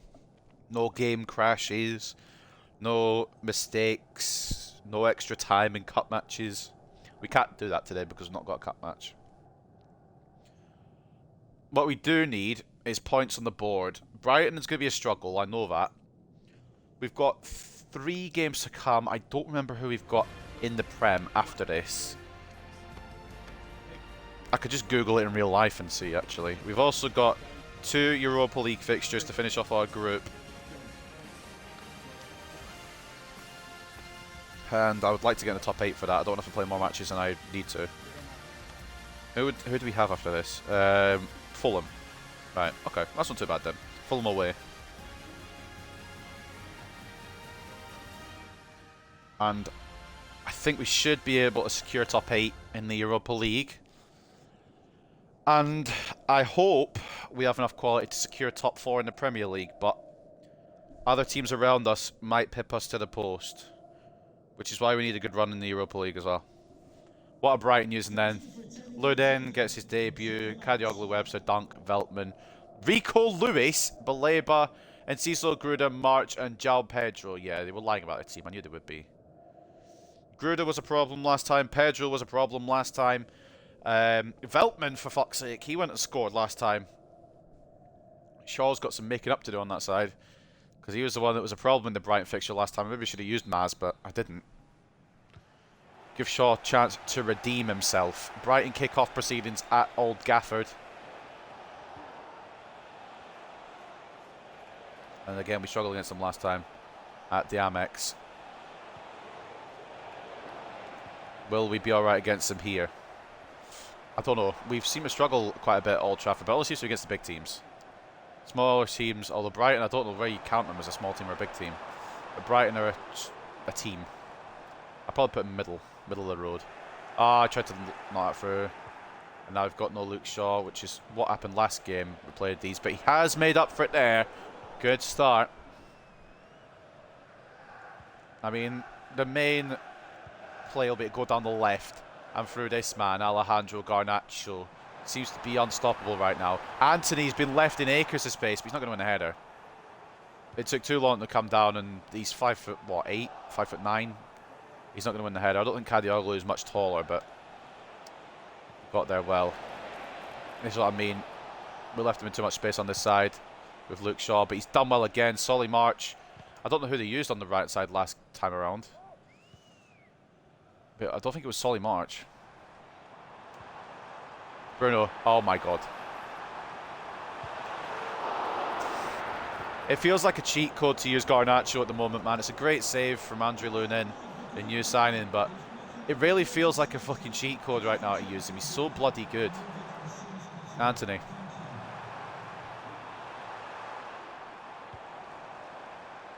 Oh, it's a great ball across to Garnacho. Just the control is not very good. Knocks it edge, Ugarte. Bruno tries to hit one. It's going to deflect for a corner. I'm playing the game. I am playing these matches because it actually is quite fun this year compared to last year. I will admit. I don't want to leave it up to fate, because if I leave it up to the game, we'll lose. I mean, we're losing stupid matches anyway, but we'll lose more stupid matches. Dallo can't win that. Cleared away. Maybe when we get further on, or if we're against a rubbish team, I might simulate a bit. But I quite like playing most of the matches.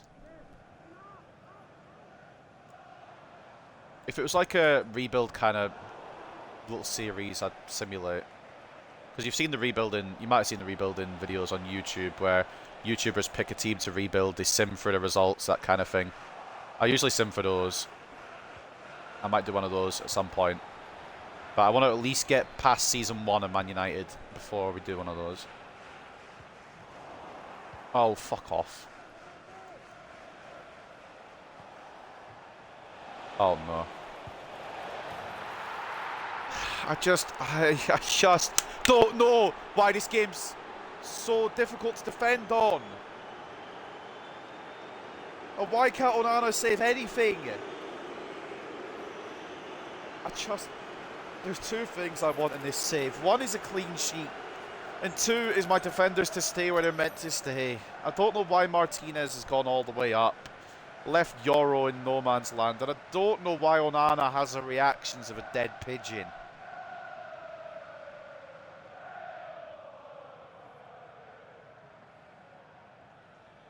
João Pedro again striking past us. Last year my defending sucked, so I prefer simulating. Yeah, I did the same last year when I did a career mode as well. I preferred simulating last year because it was just god awful to defend. But this year, the game's only just come out. I'm going to give it a bit of time, just to see if they fix everything with it or if they just keep it as it is.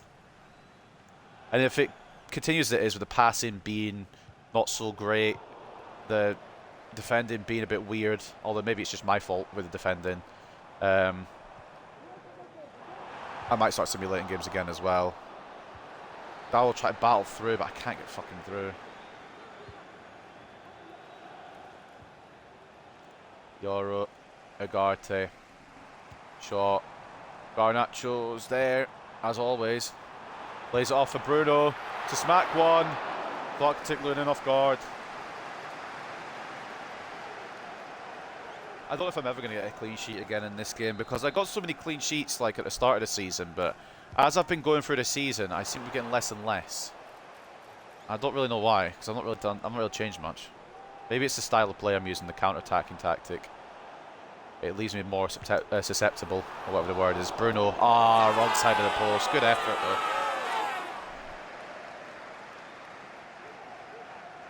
But I feel like it's probably because I'm doing counter-attacking that I struggle with defence a bit more. It might be something to do with the tactic. I might have it so I've got two tactics to switch between. Perhaps. I've not really done as much as I could with the tactics. I have gone into it a little bit, try to build something counter-attack wise, because it seems to be the way to go with me for now. Garnacho seems to be the one to counter through. Anthony. Why is he the magic piece on that right-hand side? Is there a redemption arc for Anthony at Manchester United in this career mode? It's a great knock-in by Højlund, and I was concerned because I have to take on the right foot, but it does find the back of the net. And I've got a question. Do we really need another right winger, or do we have the answer right here? We've got two decent talents. We've got Ahmad and Anthony who can battle it out for that right-hand side. And we've got Garnacho and Rashford who can battle it out for the left-hand side. Maybe we don't need another winger.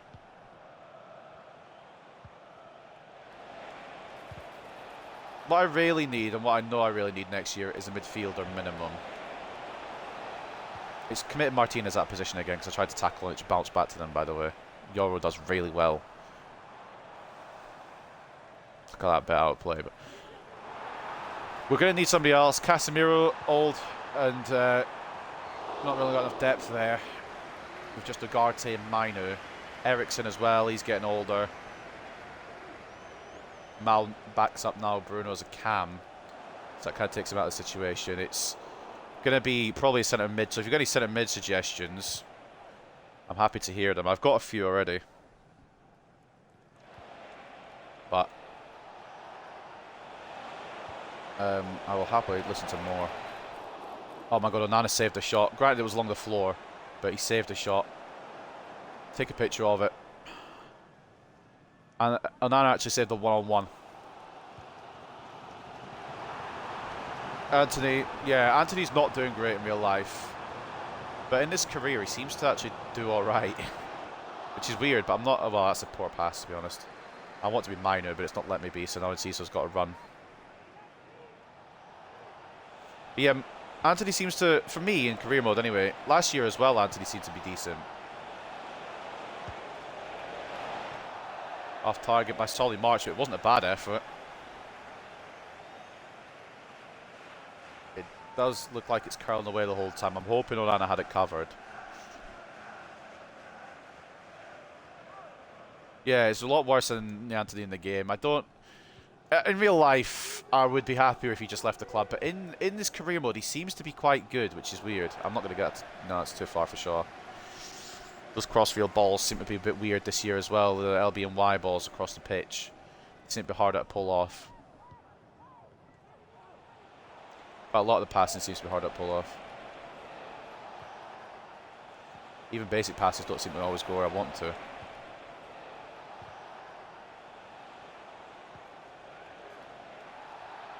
A bit of a foul there by Ugarte, but it's alright.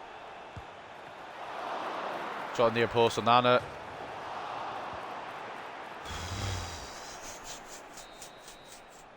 There was a brief moment there where I saw myself punching Onana in the face in real life. What the fuck did we nearly concede? Anthony's had one attempt and scored it. I want to say we're lucky to get in at 1-1, but Onana's lucky not to get knocked out right now. What the fuck was that? I need to watch that back just to kind of understand what I just saw. If I go into instant replay here. Right. Let's go into the close-up camera. So it's a random effort here from João Pedro, where any other goalkeeper probably catches this without an issue. Onana has to make a big deal of it. He palms it into the air, can't get across, Yoro can't get across, Solly March nearly puts it in the net. We are saved by the goalpost, and it's cleared away by Luke Shaw. That could have been Onana's last appearance on planet Earth. I don't like Onana. I don't like Bayandir so far in this game, so we might have to sign a new goalkeeper as well next year. But looking at the match facts, 56 to 44 in terms of possession, 6 shots to 5, 0.8 expected goals to 0.5. It seems to be another game where it's a cagey kind of game. It's going to be just whoever plays better. There's going to have to be a moment of magic in the second half that separates it. It's similar to Southampton, to be honest. Go into the second half and we'll see if we can find that ability to get a winner. I don't have to just fucking spam Garnacho, but he seems to be the route. I mean, why wouldn't I? Why wouldn't I when he's just the best player we've got right now? I love Rasmus Højlund, I love Bruno Fernandes, but Alejandro Garnacho is my player of the season so far, personally. In this save. In real life, I don't want to nominate any of them.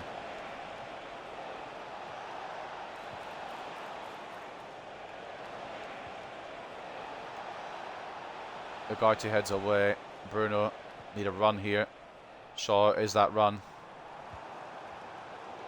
Fucking criminy. Great tackle, Martinez. Didn't want to have to commit him up there, but it was smart too. I sometimes feel like I commit them up and they do a really good tackle and it's fine. But then sometimes I commit them up and I miss the tackle and it's fucked. Or sometimes I'll get a tackle and it'll just bounce back to them anyway. Those are the worst ones. It'll be funny, but there's no way Veltman's faster than Luke Shaw. What's up, Izzy? Maybe sign Courtois. I believe he's the best goalkeeper still playing. He is good. And I think he'll have a higher rating, but I want to try and get someone who's younger. I think, because he is in his 30s now. And I know he'll hold that rating for a little bit, but maybe Courtois is a shout. It also means I'm signing from Real Madrid, and if they do, well, I'm going to keep it kind of realistic. I tried to play it to Garnacho earlier. Vinny's 82 rated. Are you still doing the left wing back and right wing back experiment with Vinicius and Rodrigo? Was it?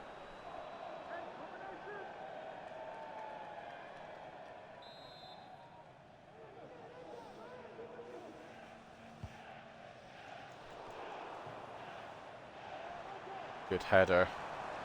Anthony in space. Rasmus. One more. Bruno. What a stupid touch from the captain that was. Fucking hell. Touch of a rhinoceros. Good tackle, Luke Shaw. He's been good today. In contrast to the last Brighton game. Mino. Oh, it's a brilliant ball for Dallo. Well disguised by Anthony.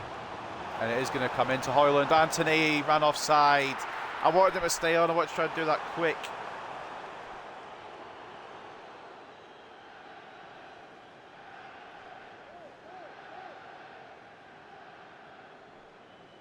Donnarumma's a good choice. Yeah, Donnarumma's best goalkeeper in the game, isn't he?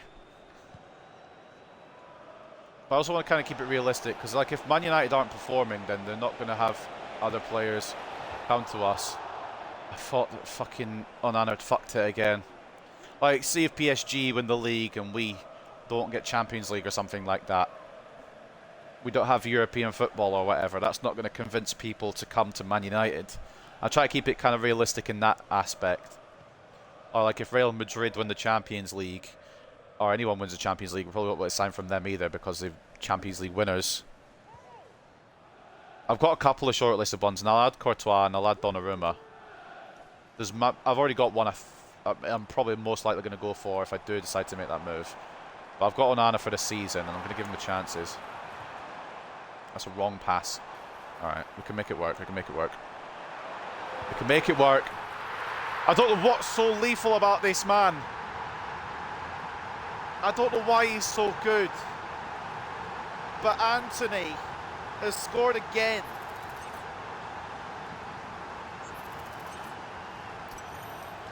Why is he unironically our best right winger?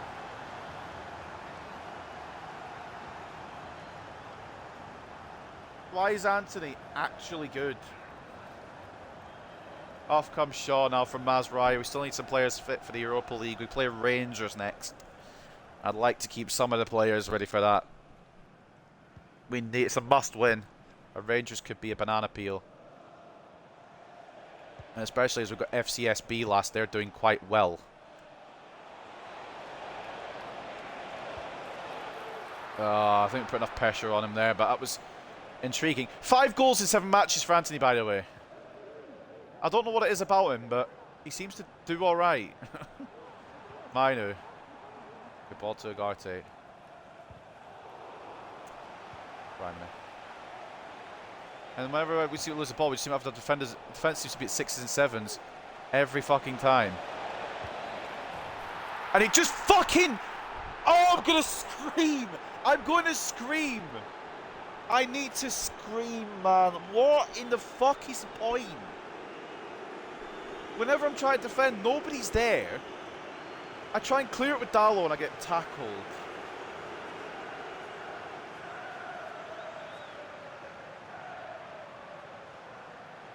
Oh, for fuck's sake. We can't hold on to a lead at all, can we? João Pedro equalises again. Why? Is there a reason my defense... Look at Mazraoui. We don't need you up there yet, mate. Oh, it's Dallo, whatever. Fuck it, we'll go for you then. If you're going to make the move, it'd be rude not to use you. Pedro into double figures for Brighton this season. Look how many fucking players they've got back. Bruno. Can't get through, they've just got so many fucking players back. Partey. Garnacho. Oh, move, Lewis Dunk. You should go for grey-faced David De Gea. I might, honestly, as a backup. Oh, he won't be the main goalkeeper. Bringing him back to the club is a shout. Anthony. Oh, Anthony. Keep it alive. Højlund. Oh, it's bouncing about everywhere. And we can't get the finish. Now will Brighton go? Probably, because fucking, why wouldn't they?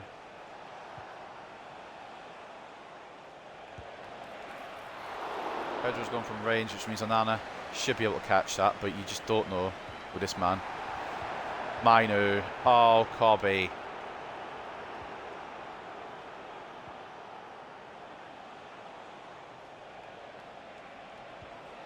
Sorry, is it fucking step over season? Did I miss the fucking memo? That's why into Garty. We do need to make another change, to be honest. And Garty might have to be that change because I'm going to fucking bowl his head off if he passes like that again. Mainu misses the tackle. Again, Mainu hasn't shone the world of light in this save, which is mad. Oh, here we go again. Episode fucking 8 of I'm not allowed to clear the ball. Referee fancy giving a foul. We've only got 5 minutes left. Might as well see it out. That should be a fairy tale for Manchester United in real life or fantasy. Yeah, it would be. It really is. Sucks he has a grey face, but De Gea is usually good in career mode. I'll bring him back as a backup, but I would like... I don't know what his rating is, and I would like somebody better. I'm happy. That might actually be a thing. I forgot he was in the game again now because he signed for Fiorentina. Garnacho. Oh my god. Why is he...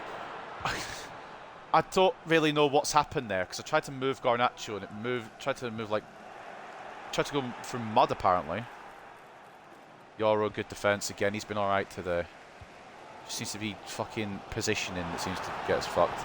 Garnacho. Rasmus Højlund. Can we get a late winner, please? I beg. Oh, it's a save. Garnacho. Have that rebound goal in your fucking net. Alejandro Garnacho again at the death. How many times are we going to be bailed out by this man?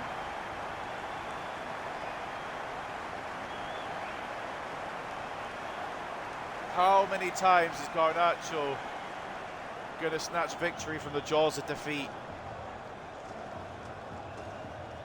We've still got 3 minutes or so to make sure Onana doesn't ruin it for us, but 3-2, late show from Alejandro Garnacho. I don't know his stats, but I know he's got double figures at least in assists now, I'm pretty sure. He's got to be close to double figures in goals. He's probably got double figures in both. If he's not there yet, he's probably damn close. Don't fuck this up. Just clear it away without any issues, alright? Launch it. Lovely. Right. Another win to add to the collection. 3-2 over Brighton.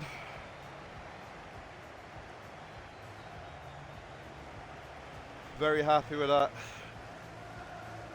That man there, I don't know what it is about him, but he can take all his chances. He's the opposite of real life right now. And he can score with his right foot, because he scored both of them off his right foot. And then, of course, Garnacho.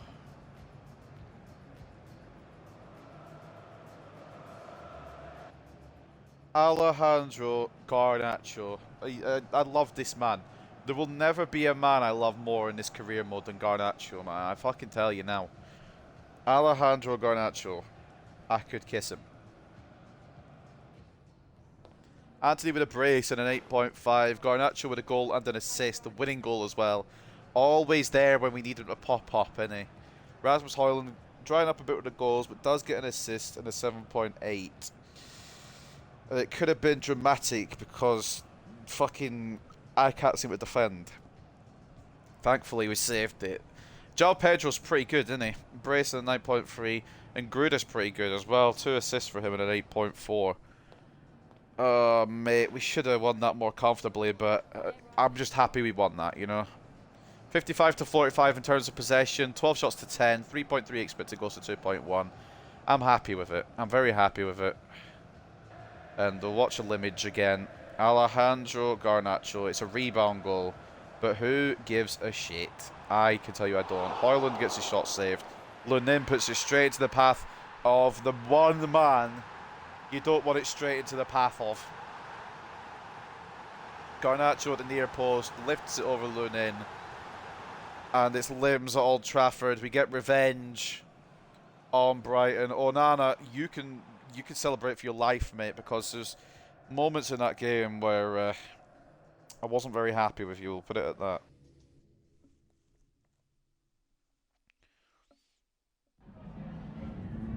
That's true, but I thought he's already gone. Who's already gone? De Gea? Yeah, De Gea's already gone, but we can bring him back. He's at Fiorentina, I think, isn't he? Humble Yoro? No, Yoro was fine. We'll downplay it because we did concede a couple of goals, which was stupid, but Yoro was alright. And Mainu was, I mean, again, he's not really been brilliant all season, but we'll try and give him some positive encouragement.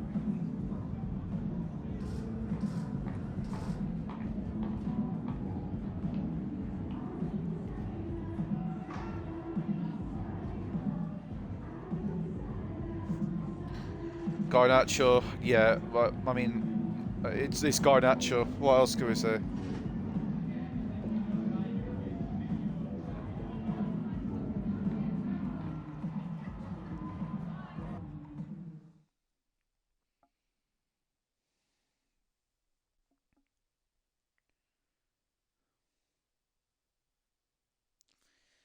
Well, more offers coming in. Guerra has got an 850. We'll just accept it. I'm just trying to see if I can get more money out of him, really, and if I can't, I'll just accept it. Italy scout report updated. I'm not too fussed about that.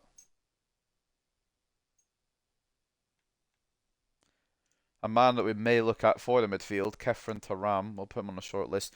And there was a couple of goalkeepers you guys suggested before we go any further. There was Thibaut Courtois. If it actually lets me scroll and type. Obviously, probably one of the best goalkeepers in world football right now. But the problem is he's at Real Madrid and they've already just sold Lunin. So I don't know if we'd be able to get him. Donnarumma, who again is another big club in PSG. And he's probably just comfy there. Doesn't really need to do anything. And he would cost a lot. And then there was Big Dave, which I think we've got to bring back, at least as a squad player. David De Gea now 34 in his career mode, 84 overall. I think we're going to have to bring him back in some capacity. He's only worth 6 million. That man right there, Big Dave, we could get him for 6 million. That's insanity. He wouldn't start, but I wouldn't be opposed to bringing him in and giving him some games. It'd be good to see De Gea back in the United net, you know. A good reunion. We'll maybe try and pull that off. That would be fucking fantastic. Right. Before we go any further, we'll just put him on not all out ones because I like sharpness a little bit. We'll just put him on the regular energy plans.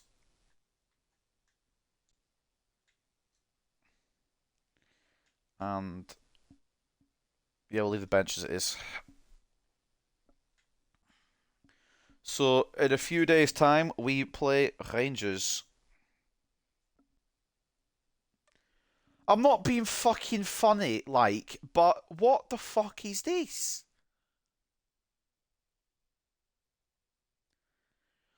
Athletic Club have signed Davis from Bayern Munich. Where's the realism? Like, there isn't any. 57 million. Like, Bilbao are just signing players not from the Basque region, which is fine because I'm not going to allow any of my players. Kiergaard to Spurs is a good signing. Young talent. Euro in the team of the week, as is João Pedro. Bruno Fernandes, 4 goals, 9 assists. He's starting to get the contributions flowing, which I like. But let's continue advancing. Whatever offers we get, we're just going to keep going to the Rangers game. And there's an exit here. Is this Riley Barton? Oh, please be Riley Barton. To get his loan deal sorted quickly would be really good news.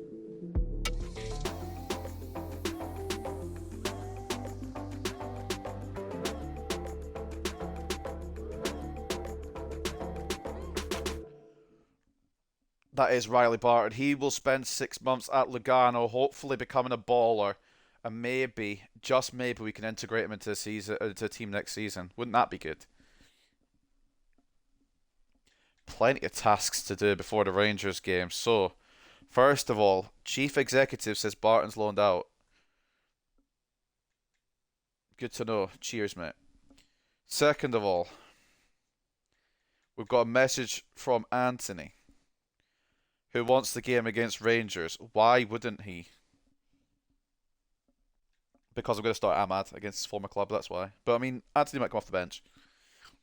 For Guerra, more offers coming in, 880 for him from Demirspor, I think it was. And honestly, I'm just going to accept whatever for Kamalo now. I just want him off the books. And we still haven't got a loan offer for Bowman yet, which is concerning.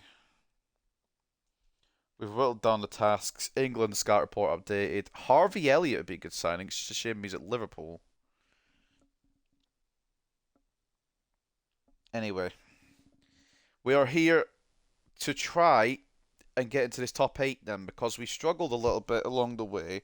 Undefeated before the last game, but then suddenly we lost to Victoria Polson, which meant we're now out of the top 8. And we've got one of the top 8 teams left to face in FCSB. But before that, we host Rangers, who are currently in 20th. I'm hoping we can beat them. It would be good if we could beat them. Taking a look at some more of the news then. It's winner bust of Manchester United against Rangers today. Anything other than victory will see them fail to get through the UEFA Europa League knockout stages. It's not that dramatic, but it is dramatic. It is a big game, but it's not to the extent that they've said there. Diallo's gone from Metz to Ipswich. I was going to say that's not our Diallo then. I still don't understand the Davis one. I don't know how the game allows that. Anywho, we'll do the press conference and then we'll see what Rangers are bringing to the table.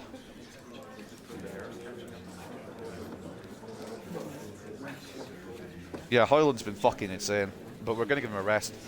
Xerxes not enough game time, according to him, and he's our Europa League man. Hoyland's been good, but we're going to give him a rest. He's definitely the one I would pick between him and Xerxes to start. And Garnacho, he's been, yeah, a bit good as well, isn't he? Just encouragement. Continue the encouragement of these players.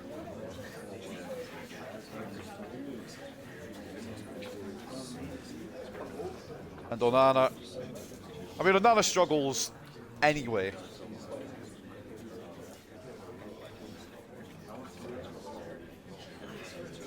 Onana struggles in any game with any tactic.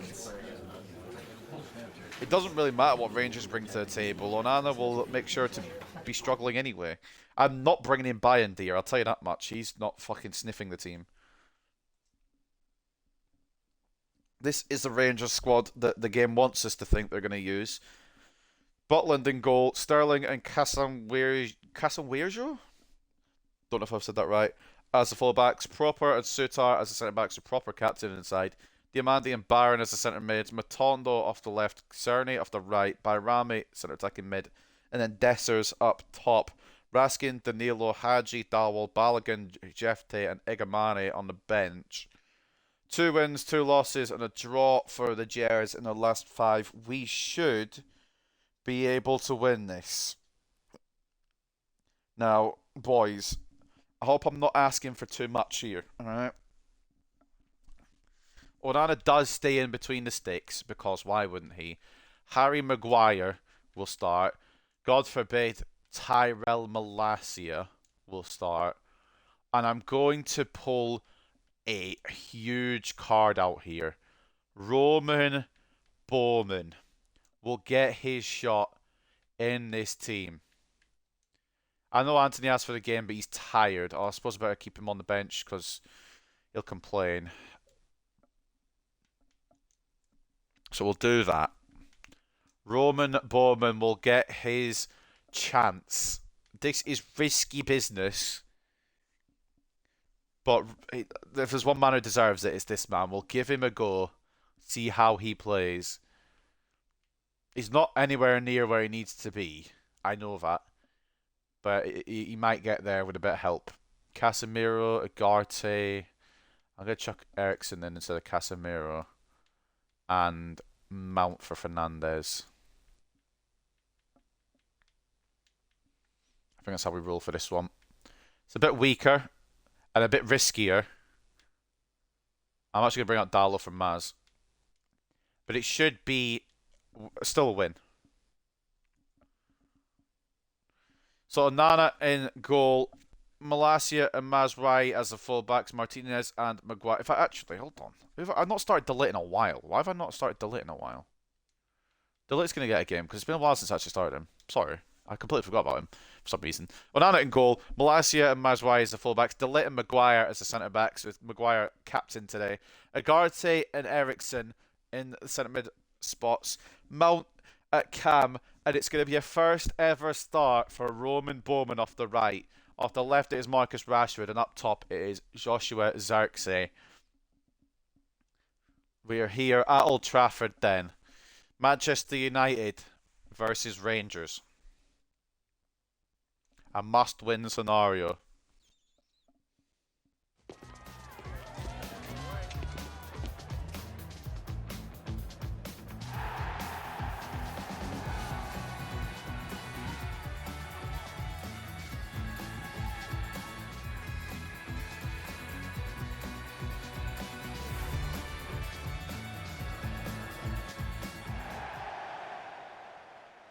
This is huge. There's absolutely no... The best thing is there's absolutely no pressure on Roman Bowman. It's his first ever game. So I'm not going to fucking crucify him.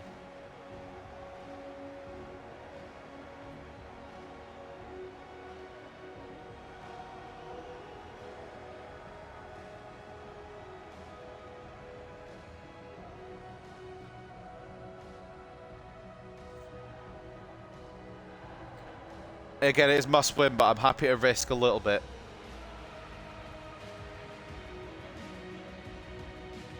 Roman Bowman will make his start.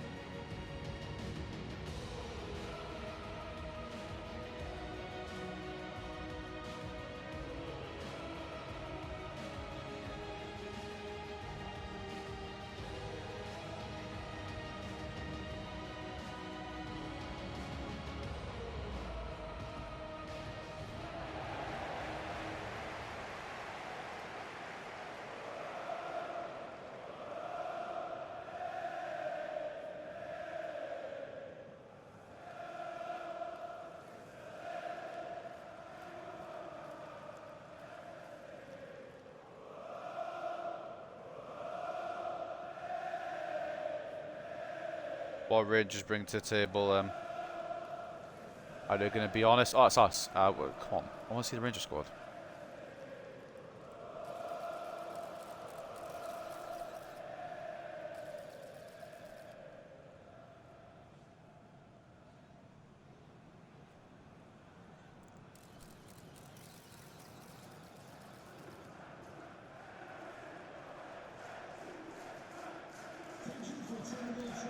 It's more or less what they actually put on the tin for a change. Raskan is the only change, I think, from what it said on the thing. Oh no, Danilo up top as well.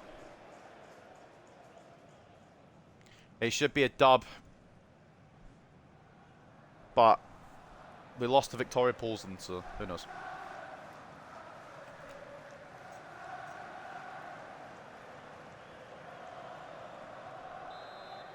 Here we go then. First ever start. I didn't think it was going to come this soon, but if there's no clubs coming in to loan him just yet, why not give Roman Bowman a chance in the Man United shirt? Deflected a little bit there, but does fall to Maz. They're going to press us a lot. They're going to push for this as much as they can. Not for Bowman. I'm not trying to force it to Bowman, I'm just trying to get him involved in the play a little bit. Eriksson. Xerxes. Rashford. Xerxes again. Tried to knock it to Mount as quick as I could.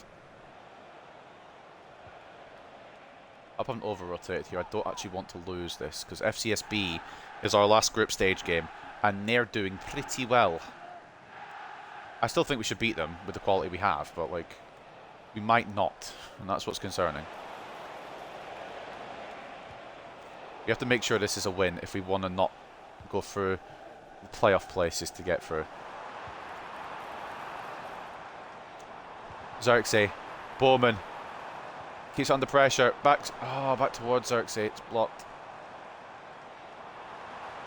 Malm. Rashford. Oh, I couldn't just pass it for the gap. It should be us dominating this one, but Rangers may pull off something special here. Xerxes. Bowman. Oh, great save, Jack Butland. Denying Roman Bowman his first ever goal. I thought Roman might have been offside there. Did come back on, and it could have been. It really could have been. Just a shame it wasn't. Maz. Bowman. Yeah, Sutar catches up to him. He's not got the pace yet, Roman Bowman. And you know that when Sutar's catching up to you, that you don't have the pace. Malacia, good tackle. I've tried to release that physically as soon as I can, but apparently 3 touches are needed before I can do that. Danilo.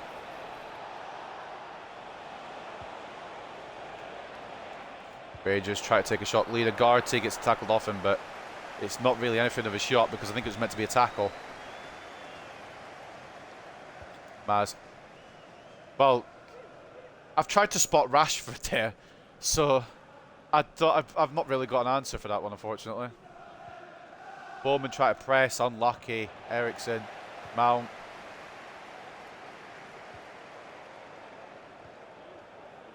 It's quite clear that Bowman is not ready yet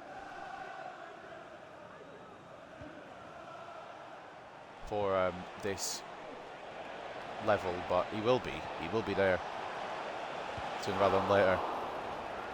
Right, Onana, I think if you concede to Rangers, that probably secures your exit in the summer. We can't be having that. Certain standards, and we, you know, can't be having that. Xerxes, oh, it's not enough of a... Well, it's a decent enough effort, it's just not on target. What was your budget for you to make the transfer?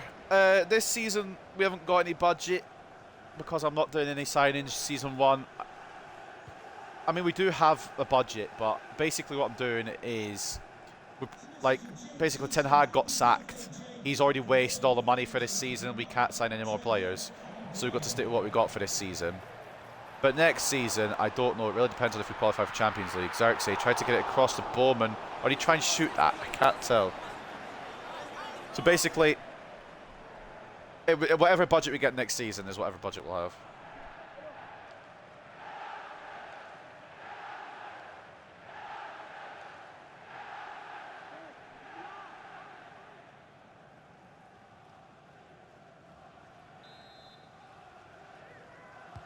Eriksson towards Maguire. It's headed away by Proper.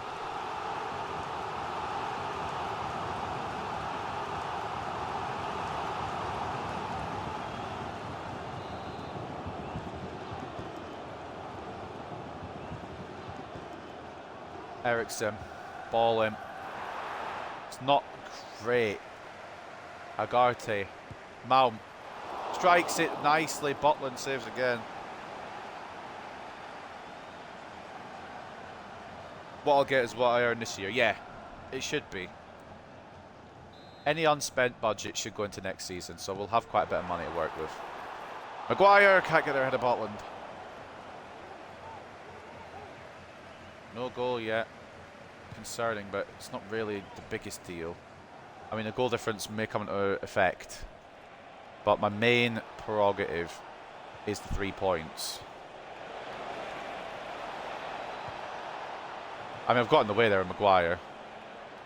And somehow, I think it was Danilo there, or was it... Who was that? 24, I don't know who he is. He shot it way wide, but he still got a shot off. Why is the opponent's goalkeeper always playing quite well? I don't know. I hate it. Because Onana's shit. And any other goalkeeper I see we're up against is quite good. I like the challenge of it, but it's a bit silly sometimes. Of course, we do have Garnacho on the bench. If we need him, we'll bring him on, don't you worry. Him and Højlund are available. I just want to rotate a bit to try and give some other players some game time. See what they're capable of. Nothing yet, but it's still early.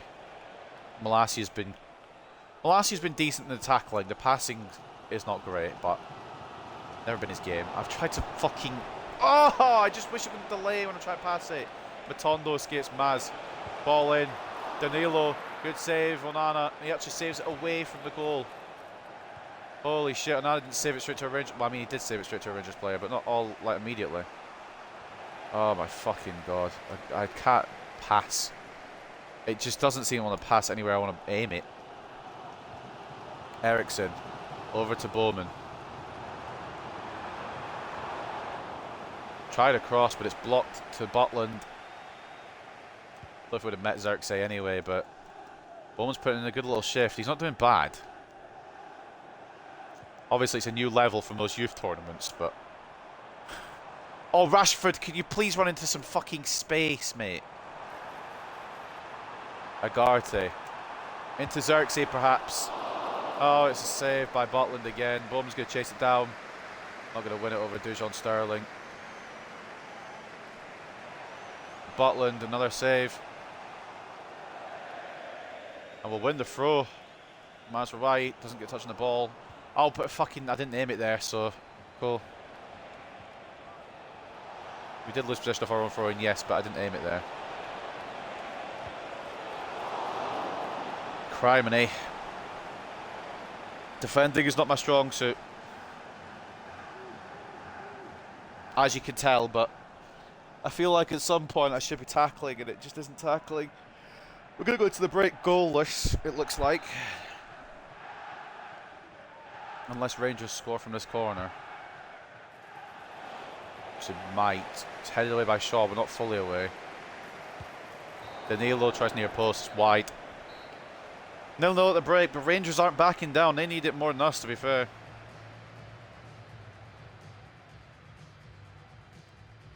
Rashford hasn't really got involved at all tonight. We've obviously got a certain star boy on the bench. I don't want to have to call upon him, but if we need Garnacho, rest assured I will use him. No doubt in my mind that we'll probably need him at this point. Rangers apparently have been better. I mean, I don't know about that. 55 to 45 in terms of possession, 6 shots to 4. 1.6 expected goals to 1.4.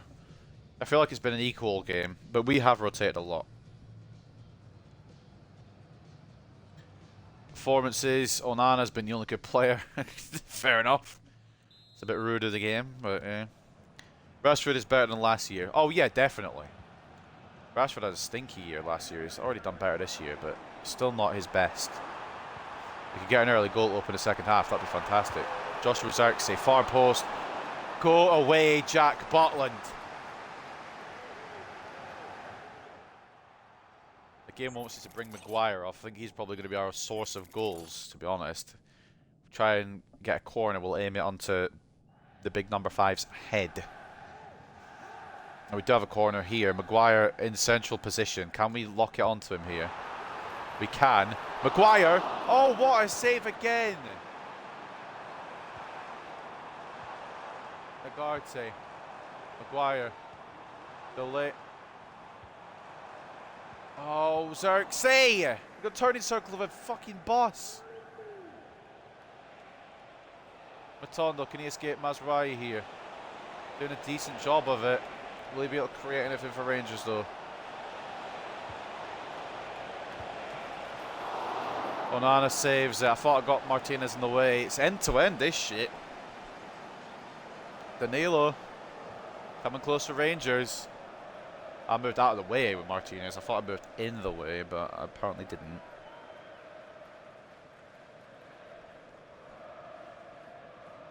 Ball coming in for number 18, Cerny.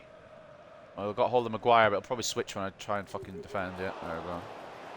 Was that an acrobatic effort from Danilo? I respect it, you know. I think Ericsson does get a foot to it, which means it's probably going to be another corner for Rangers. I might be wrong, though. If we looked at this Ericsson, yeah, he did get a foot to it. And Bayrami providing a short option. Should Cerny need it. We're also going to go out there with Malacia. Ericsson doesn't win the header. Delay clears it just about. For now, fucking hell. Why don't clearances ever work? Onana equal to it again. Maybe we found Onana's level. I thought Mazraoui could have blocked it just outway of his foot. Or, well, he tried to get his foot in the way and it didn't hit. Now Bayrami takes the corners from his side. Cerny making the short option. I think they might be faking me out again. I'm not going to risk it. It's time to use Cerny. Edge of the area. Ball in. Onana saves. Malacia tries to clear it, but Agarte tackles his teammate. Interesting choice there. Xerxes. I thought Bowman might make a run a bit sooner. Tries to win it, but doesn't successfully.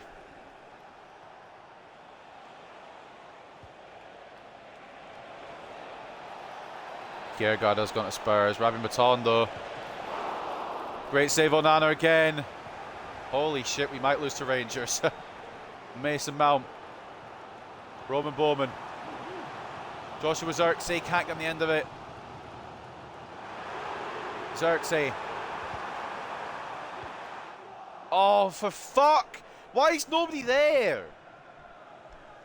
Rangers had 12 shots on target to our 6. Are you mad, bruv? Why is it... well, okay. I mean, I obviously didn't throw it straight at them, did I? Let's be honest here. I didn't throw it straight at fucking Rangers. Why would I? Oh, we're riding our luck here.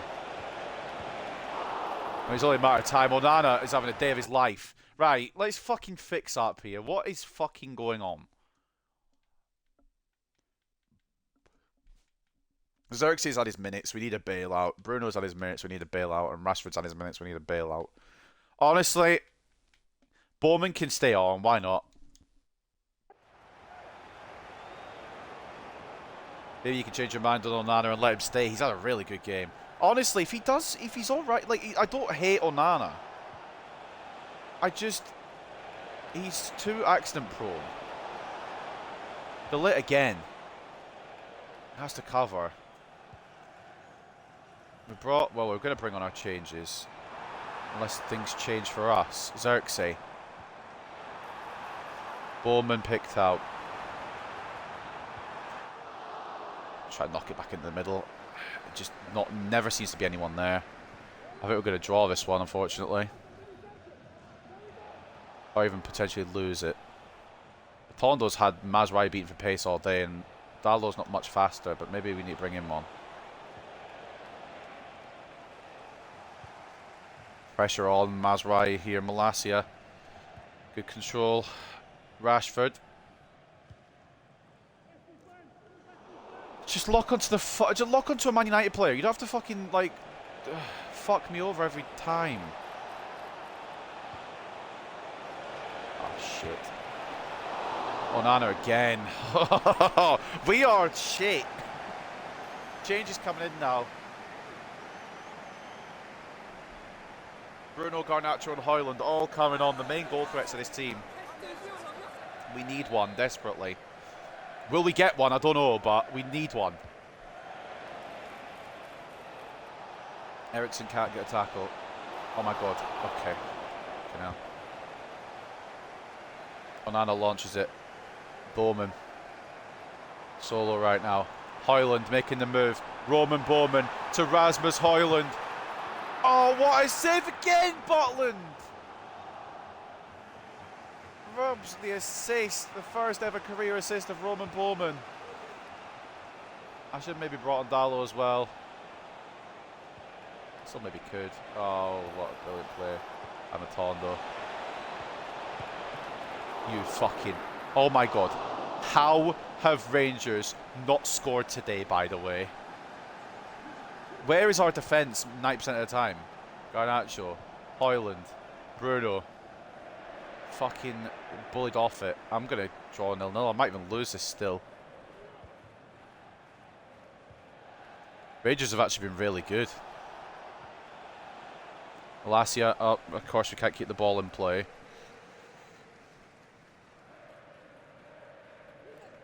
If there's going to be a winner in this game, it's probably going to go to Rangers. Garnacho tries to pickpocket, wins the throw. I'm not going to rush his throw because it'll just go somewhere where I don't want it to go. Alasia. Fernandez. Eriksson. Bowman. Roman Bowman! Oh, it had to be the first career goal for the Youth Academy, man. Who else was going to witness it on this occasion? Roman Bowman, first game ever. Oh my god. Onana himself could make the draw happen. We might win now. Roman Bowman. Onana just needs to continue on for 8 more minutes because we've got the goal. I don't know if we deserve it, but we've got it. And it's come from a Youth Academy talent himself. If that doesn't show that this man has a future, I don't know what does. Oh my god, Maguire. It's like moving the bus. Onana again. Bruno looking for Bowman again. He's not going to get there, is he? He is going to get... Nah, it's a bit of a battle with Sterling, but he's not won it. Again, he's going to be there. Just not yet. Oh my fucking god, Matondo, how do you still have so much energy? What a tackle, Harry Maguire. We've had to fucking fight our arses off for this one. Rangers have not made it easy whatsoever. I've aimed that for delay. Oh, lovely. I mean... How have we... Rangers might be the most unlucky team on the planet, man. They played it across, and it's hit the crossbar, and then the follow-up is offside. Oh my... The fact that Rangers haven't scored here is quite frankly a robbery. It's been a dominant performance from the Scots. And somehow we are going to win this one. I don't exactly know how. A Youth Academy talent with all the talent in the world. And the goalkeeper is looking to prove himself. Alejandro Garnacho. Could he get a second just to seal it? Rasmus Højlund couldn't find him. Oh, fucking hell. Last chance saloon for the Jers. I've got no left back for some reason. Straight at Onana. I've never saved so many shots for the goalkeeper. There has never been a more unlucky team than Rangers. But it had to be the man himself, his first career appearance to separate the sides. Roman Bowman. I don't know who's more... I think it's got to be Onana that gets man of the match. An absolute masterclass of goalkeeping. But the headlines will say that the youth talent himself has won us the match at Old Trafford. Roman Bowman. gets his goal. It's got to be Onana, doesn't it? 10 rating minimum. Yeah. Rangers were dominant. They pushed for everything. They fought their arses off trying to stay in this tournament. We rotated and it was risky, but it worked in the end.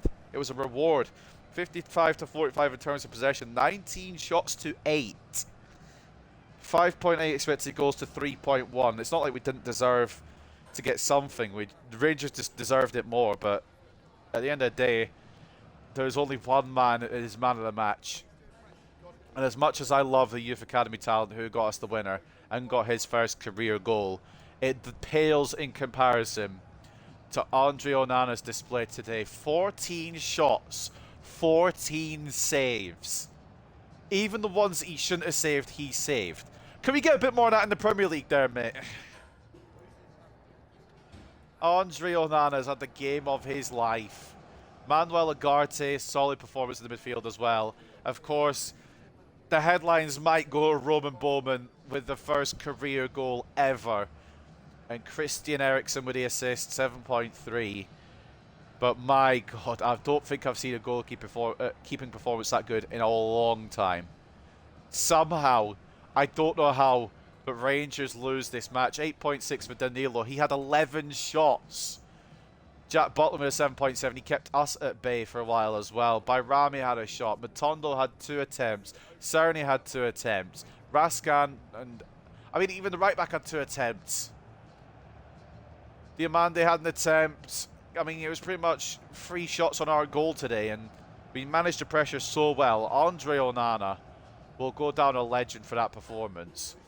But Roman Bowman will go down as a legend for his first ever career goal. Fuck. That's mad. That's a mad display. I don't have one, but that should secure top 8.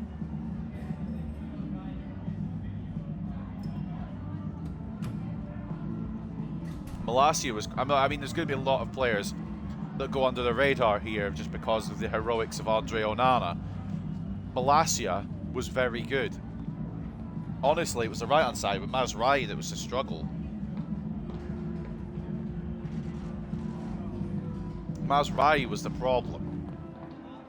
Eriksen didn't have much success at passing. I don't think that's true because he got the assist for the winner, so we'll motivate him and he'll move on from it. Now I would oppose that you bring any other goalkeeper to Manchester United. Honestly, Onana's done really well there. Not much was going Bowman's way. He only got 2 shots off. I'm happy with it. He got the winner. Yeah, I don't think Bowman's been as bad as you're making him. He fucking done really well.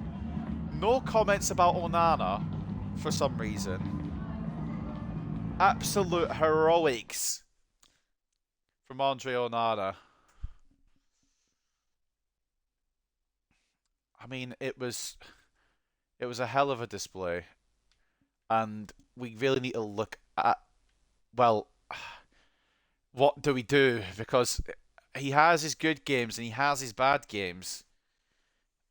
He had 5 clean sheets out of 22 in the Prem. 8 clean sheets overall out of 30. He's not... It's difficult because he's not bad. He'll either keep a clean sheet or he'll concede a lot. That's the thing. I need him to stop conceding a lot. I need him to get more consistent. And I'm happy to stick with him. But he needs to be able to figure out himself as well. I'm going to go to goalkeeper, so get goalkeeper plus. Work on the handling a bit, because I think that's why he's dropping the ball all the time. If we can put his handling up a little bit, maybe the parrying wouldn't happen so much. He wouldn't get rebound goals all the time. I'm happy to stick with him, but I need him to continue some good displays for a bit. Anthony was disappointed he was left out. Mate, you were tired, and we gave youth a chance, and thank fuck we did. And I do want more from you, Casemiro, but you got your run of games, and you're happier now, which is good. No more news yet. We're going to go to All Out Energy for Mazraoui, for Ugarte, the lit as well. Onana might even need it. Energy Focus will probably be fine. And Casemiro gets a sharpness boost. Xerxes as well needs an energy focus. Right. Let's see then if we get any more offers. They might have seen what Bowman was capable of after that match. An exit. I'm not sure who this is for because we've accepted so many. For the Youth Academy players that unfortunately won't make it at Manchester United. I think this is one of them. I believe this is Kamalo, who we've been trying to shift for ages. It's not, it's another Shabalala. He's gone to Borderham for 750,000. What's the board saying about that one? Good rating or not? C. Yeah, it's fun. It's not the end of the world. We do have cash. It's just, I don't want to spend it for Season 1. Offers coming in. Ooh, that's an intriguing one. It's not going to happen because I still need my backup goalkeeper for this season.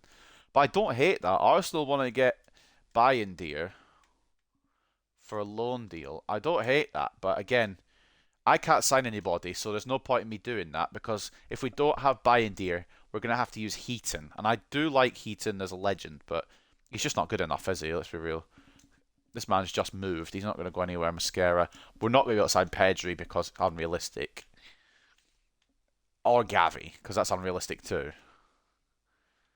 I mean, they're good players, but it's just not ever going to happen. Right. Chief male, executive male. Shabalala's gone. We're at the next game, I think, aren't we? Yep.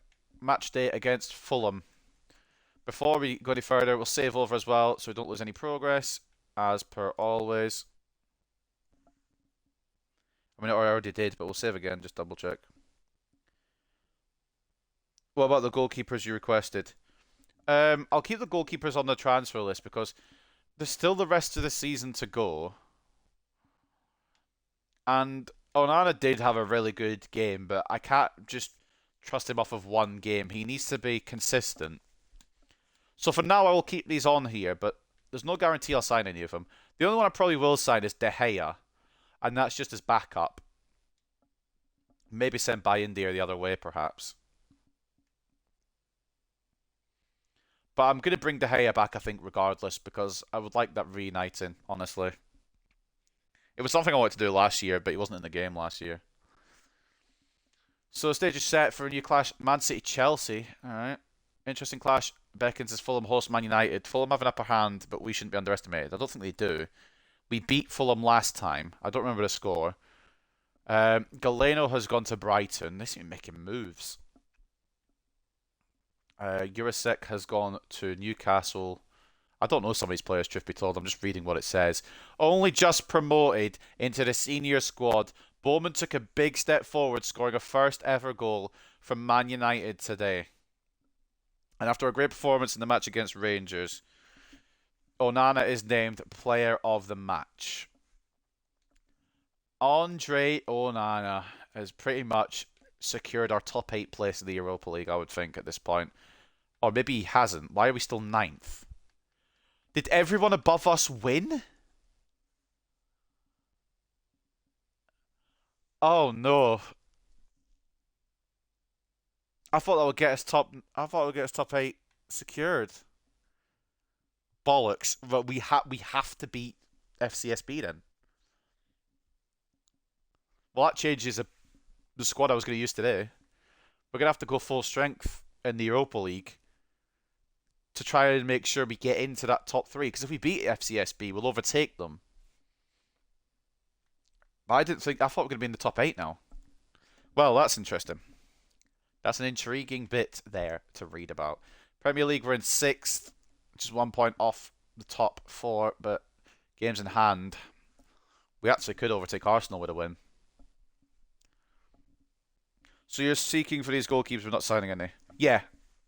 Just for now, yeah. I do want to like Onana, and I'm going to stick with him for now.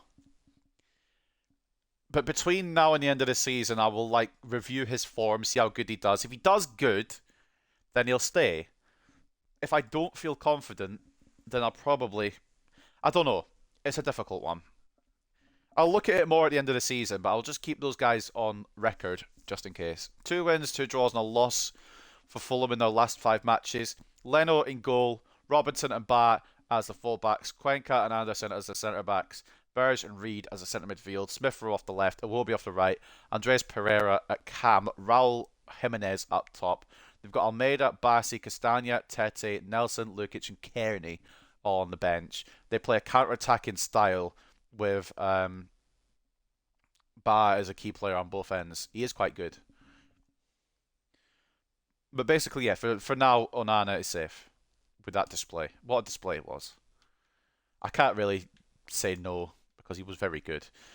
What I am going to do, we've got enough stamina for now. I'm going to start Xerxes in this one. And it might be dumb. But it's a must win now in the Europa League. So I kind of have to do that. Keep quite a lot of the other players ready to go because it's a must win. It's a can't lose now. I think that's how we roll for this one in the Premier League.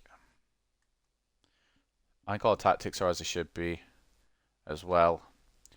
Does Mino not have a plus yet? I swear Mino had a plus. I think he was box to box as well. And when I have Casemiro on, it's a deep line playmaker. It's fine, he'll play better with his plus on. So that's the team we're going to use against Fulham away at Craven Cottage. Onana in goal, Shaw and Dalot as the fullbacks, Martinez and Yoro as the centre-backs, Ugarte and Mino as the centre midfielders, Fernandez at cam, Garnacho off the left, Ahmad off the right, Xerxes at striker. It's a bit of a risk, but we need to rest Højlund. We need him on top form. We need everyone on top form as much as we can in that final Europa League game now. It's a lot more important than it initially was because we aren't in the top 8 as we head into that last game. But for now, we've got Fulham to contend with. At Craven Cottage, it's Fulham versus Manchester United.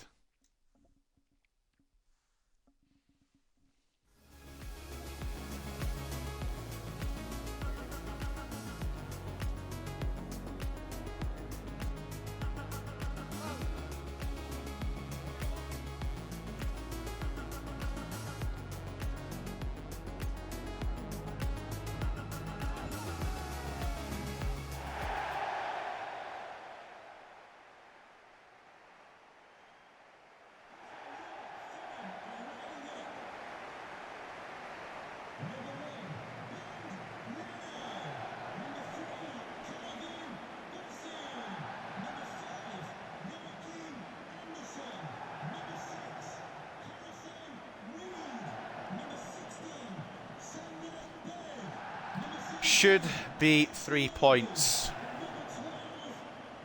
We had 3 wins in a row today though, so if there's going to be a game that we mess up in, I hope it's this one and not the next one. Because there is usually a game where I mess up. And I would rather the mistakes and everything happen in this one and we can make it up in the Premier League because we're only 1 point behind the top 4. I get a win, I think probably puts us into the top 4. It's only Spurs that have a game in hand as well. Newcastle have played their game. Arsenal have played their game. A win would put us into the top 4. But if we're going to make mistakes, don't let it be in the next game. Let it be this one. We need to beat FCSB. No matter how good they're doing in the Europa League, we need to beat them. Leno, Sessegnon, Anderson, Bassi, Ba, Burge, Reed, Smith Rowe, Pereira, Iwobi, and Vinicius up top. So a couple of changes from what the game said it was going to be. And for us, we know our lineup. You know our lineup. We all know our lineup. Onana in goal. Shaw, Martinez, Yoro, Dalot, Ugarte, Mino, Bruno, Garnacho, Diallo, Xerxes.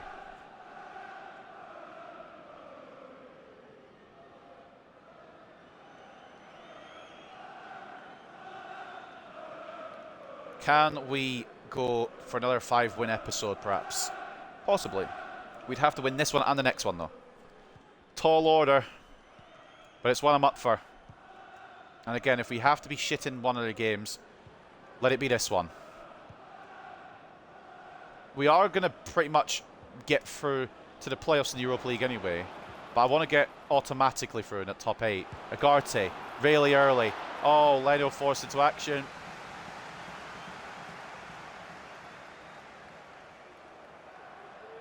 We are going to be through in the Europa League either way, but I want to avoid the playoffs. I want to get straight through automatically. Euro can't win the header. Martinez tries it. Leno saves it, and it will be away by Fulham. Early pressure from Manchester United. And it's not over yet. Dalot. Ahmad. Back to Dalot. Diogo Dalot. What a strike. And again a save from Bernd Leno. Garnacho, good pressure. Agarte. Bruno again. Mainu this time. He lines one up. And it goes in the back of the net. Kobbie Mainu. I think it's his first goal of the season. Finally. The pressure's paid off early for Manchester United. Kobbie Mainu, or Kobbie Mainu, however you want to pronounce it, gets his first goal this season. Boy, is it taken time, but it was worth it. What a finish from Kobbie Mainu. It was just countless amounts of pressure. We didn't let it kind of get out of their out of their half. We won it back quickly. Garnacho won it back. Bruno played it across. And Kobbie Mainu, 1-0. He has had a difficult season, but he will grow into this team. I will probably sign a midfielder for him to work alongside, or him to be behind, perhaps. We do need a replacement for Casemiro. Whether I go for experience or whether I go for a young player with potential, I don't know yet. With the definite position we're going for is midfielder. Potentially, probably not now, the goalkeeper. I doubt it. Our main weakness is the midfield. Striker, I'm content with. Højlund bangs him in. Xerxes, maybe we need to review, perhaps.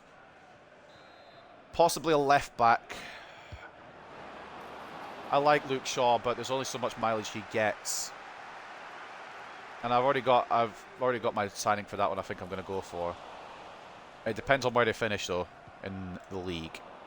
I fucking aimed that straight as you like at Martinez. You guys can put me under pressure here for no reason. Thank you, Onana. That is so stupid. The obvious pass was Martinez, so it just doesn't do it. I mean, Vinicius had all day. I don't know why he shot from range, but Onana, good save. Again.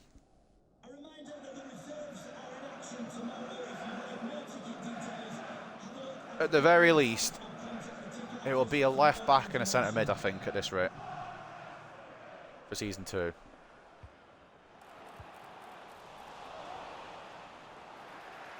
That's a foul. Oh. Okay. It's not a foul. Luke Shaw can clear it. Should be able to knock it on. It's not a foul somehow though on Ahmad. Agarte, I need a runner. We get the runner. Dalot. Xerxes. It's just I tried to set it up for him so he could just smack it, but it's not really worked out like I wanted. Not really going according to plan there. Oh, I've lunged like an idiot. Oh, I've lunged like an idiot. It's an interesting cross from Barr, and it nearly worked out. Smith Rowe tried to knock it into Vinicius' path, but Onana saw the plan. Respect to Onana there. I was curious about the cross, and it nearly actually worked. I thought it was going out of play before it went to Smith Rowe, to be honest. Not again. Not again. Kobbie Mainu. Oh, you know. I had a feeling it might have gone in, but Leno holds this time. Oh, commit my centre-backs. Well, it's committed my centre-backs. Stop it. Good job, Martinez. I saw it commit Euro, so I was just keeping an eye on Martinez as well. Dalot should get there first. Oh. He doesn't. Okay, Mainu should be able to recover this. At least, yeah, slow him down until Dalot gets back on the spot. Smith Rowe trying to create now for Fulham. It's blocked initially. And blocked again by Dalot. Corner at Fulham. Who is he suggesting? Bro, we're 25 minutes in. If Euro wants to come off, then he needs to fucking not ask to start in the first place. I mean, he didn't, but still. I don't understand. Euro should head this away. It's not going to let me. Onana, risky rush, but it worked. I just got to go back to the centre of the goal a bit. Just give myself a bit of time. Not make any mistakes. Because that could just go straight back to Fulham if I throw it wrong. And it hasn't. And Diogo Dalot into Bruno. Agarte. Garnacho. It's caught by Bassi, I think it was. Garnacho intercepts. Tried to turn it to Xerxes. Not great at touches. Ahmad. It's worked out though. It's not the best of control by either Garnacho or Xerxes. But Fulham unable to take the ball, and it's 2-0. Ahmad with the finish.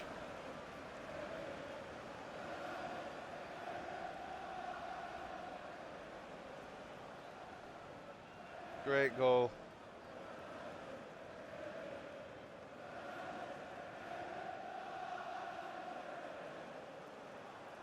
Happy days are here again for now.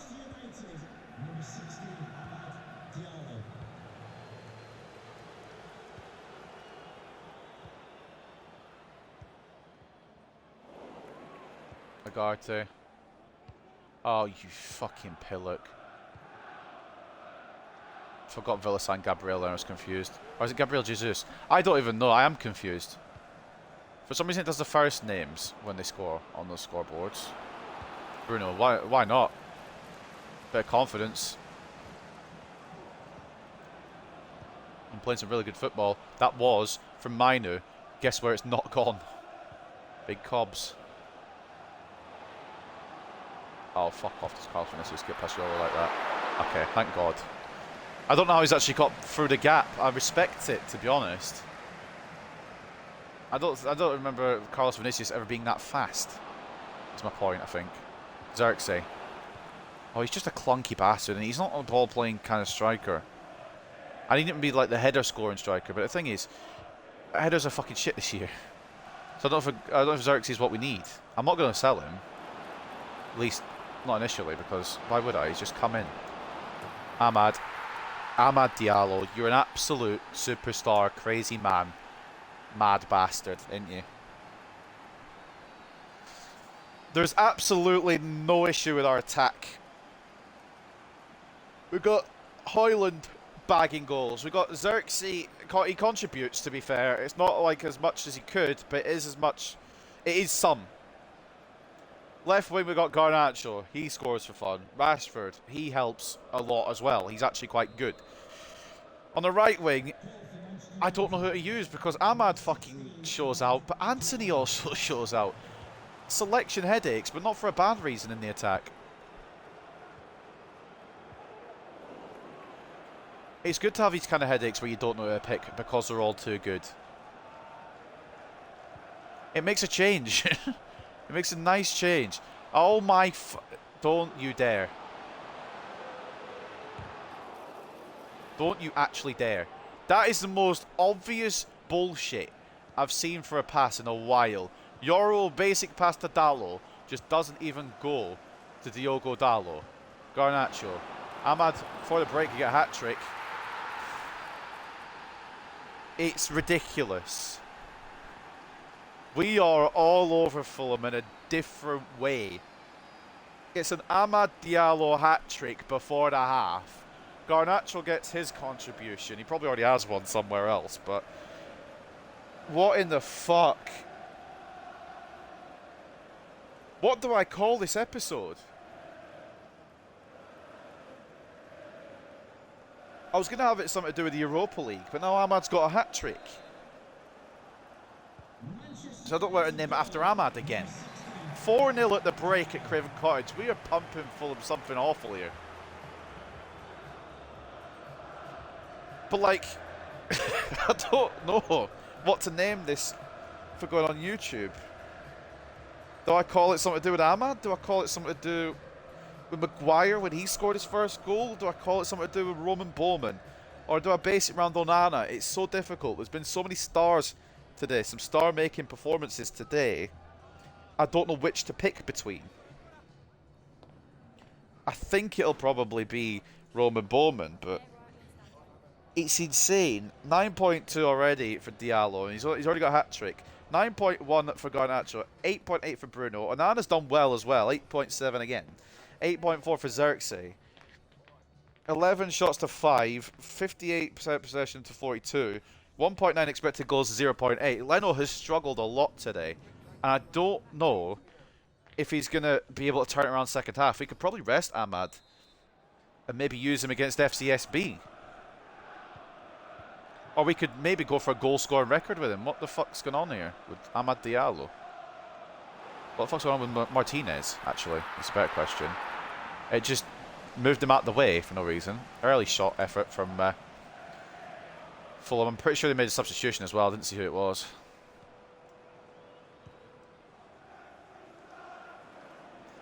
Here we go again. Amad Diallo. Absolute baller. Shot caller. Diallo towards Xerxes. Can't get the purchase on the header. Give it a bit longer. We'll bring off Euro for Delit. I'm not sure which one I'm going to use for the game against FCSB. I'll maybe use Maguire again. He was solid against Rangers. I don't know. That's the beauty of... Like, sometimes we'll have stinky days, absolutely awful days on this career mode, and we'll struggle. Today has not been one of those days. Brighton may be the only fucking struggling point, to be honest, and they are just a good team anyway. Good tackle by Luke Shaw. Psych. Onana makes a save, though. Be aware that I did tackle with Luke Shaw here. Harrison Reed coming off for Almeida. I don't know what Fulham need.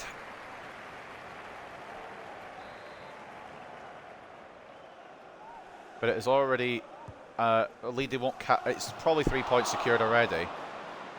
Can they make it look respectable? Can they pull off one of the most insane comebacks in Premier League history? There's a lot of questions here. I'm not sure what the answers are just yet. I didn't mean to press LB. You know what? It's worked. It's worked beautifully. Ahmad. Xerxes. The ball's gone so slow. That has nothing to do with Xerxes. It's just a shit pass from Ahmad. I know you've had a hat-trick, mate, today, but... help your team too. Like, I know we're 4-0 up, but... oh, no. There's no way, Gregorich. Oh, Andre Onana again, mate. Has he really turned his form around? Because if he has, there's no question he's going to be our #1 next year, and it will be him. Sorry, who's put 50 pence in Andre Onana? Why is he suddenly very good?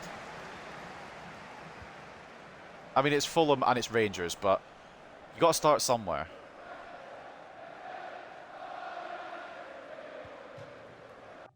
Good tackle. I'm going to make some changes. 4-0 up. We need to rest people for the game against FCSB. Ahmad. He's done all he can today. Bring on Rashi. Or they bring on Anthony. Fucking bring on Anthony as well. He gets a good couple of contributions to the Prem, doesn't he? Delit. Come for Euro and Maz for whoever's got less fitness. Shaw's got 59. Dal's got 60. Ooh. We'll leave it for now, actually. Throw-in. We've requested the changes. I'm surprised we didn't get the changes done while the throw-in was there, but we didn't. But when the ball went out of play, that's when you do your changes, but new rules apparently.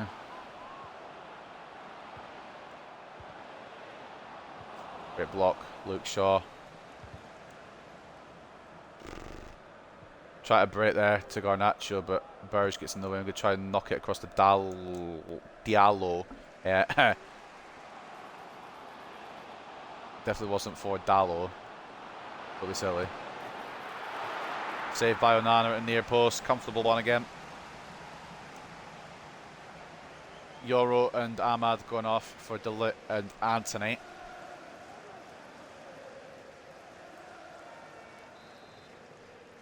Ball in, could be from Andreas Pereira to a tall man in the middle. That tall man is Onana. Counter perhaps. There is a man there, Garnacho. There's a man who can counter on his own. It's probably him. Tried to play it into Xerxes. Probably did it too early, to be fair. Definitely did it too early, to be fair. I panicked to get past the man and tried to just lay it off, but the pass didn't have enough on it, and Xerxes wasn't in the right place at the time anyway, so. 50-50 there. Bar gets tackled by Shaw. Gets back to it because he's that fucking fast. Delip blocks again. Onana saves. Fuck me. Right, Casemiro can come on for Ugarte. Freshen it up a little bit in the midfield. Can maybe use Ugarte for the game against FCSB as well, so we'll make that move.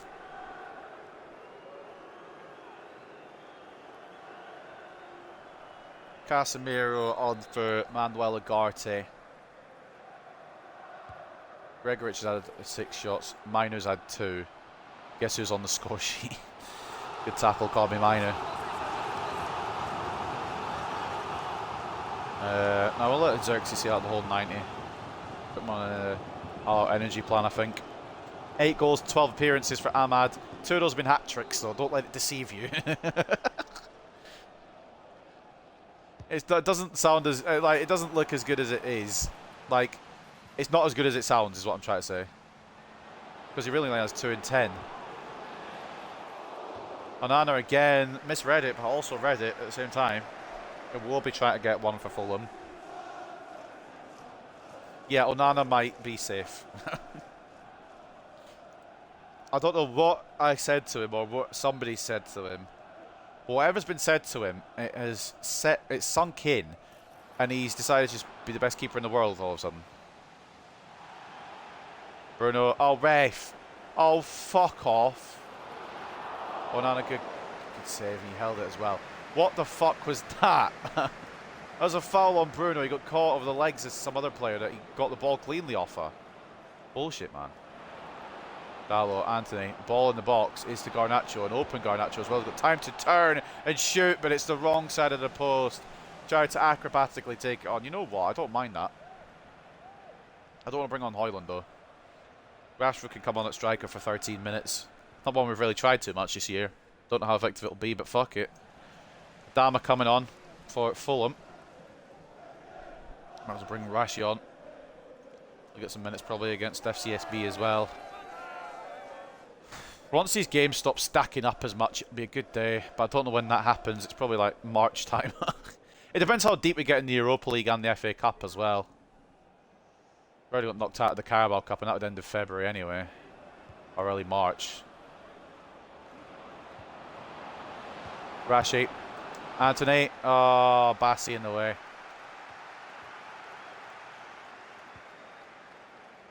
Great ball over. One more. Garnacho. Leno save. We haven't scored the second half. But the first half performance was so bloody good that we don't really need to. On comes Reece Nelson. I didn't see who came off. I'm presuming Smith Rowe or Iwobi, but yeah. Neither. It's Pereira. Bruno Fernandes towards Matthias de Ligt. It's away.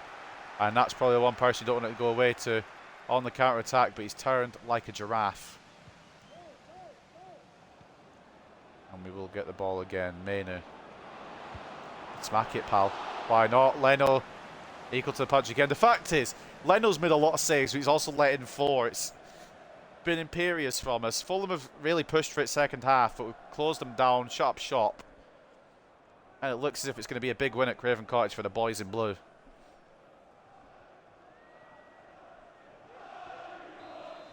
Few minutes, we've got to hold out. Bruno will look for anybody. Martinez, I guess. Not really who I want there, but Garnacho hits it. Oh, I wanted to go for a corner. I didn't realise it was going so slow. That's silly from me.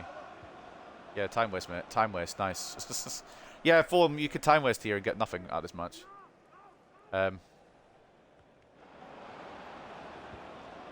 Right. I think Garnacho's offside anyway. Oh, he's not. Rebound. Oh, Leno. Try to keep it at just 4. Bruno. Hates his own teammate. Bernd Leno has given its best. But when you've got a man as imperious as Diallo's been today, Anthony might make it 5. He will round out the game with a goal. These right wingers are disgusting, by the way. Ahmad and Anthony.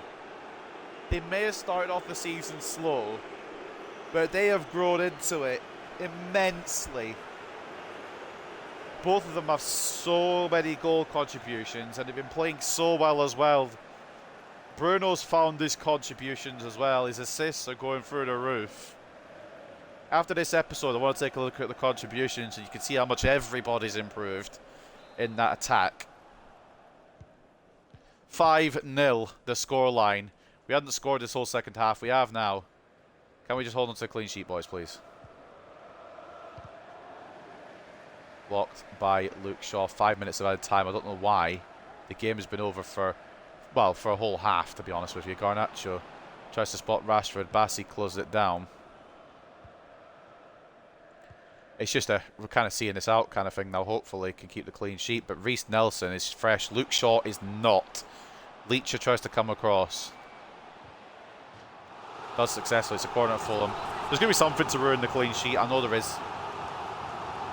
Adama Traore standing over the corner.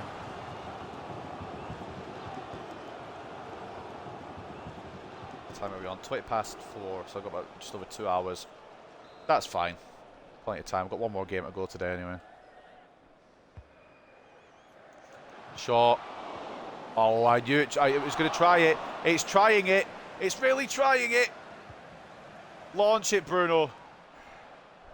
Ref, call time. What are we waiting for? Well, it might have been a fucking sixth on the cards for Steph Garnacho to get the ball. It's a big, big win at Craven Cottage. Andre Onana, another very good display. Delit, Martinez, Yoro, all the defenders that played today, very good as well. The Fulham fans are pissed off. What the fuck is that cursed imagery?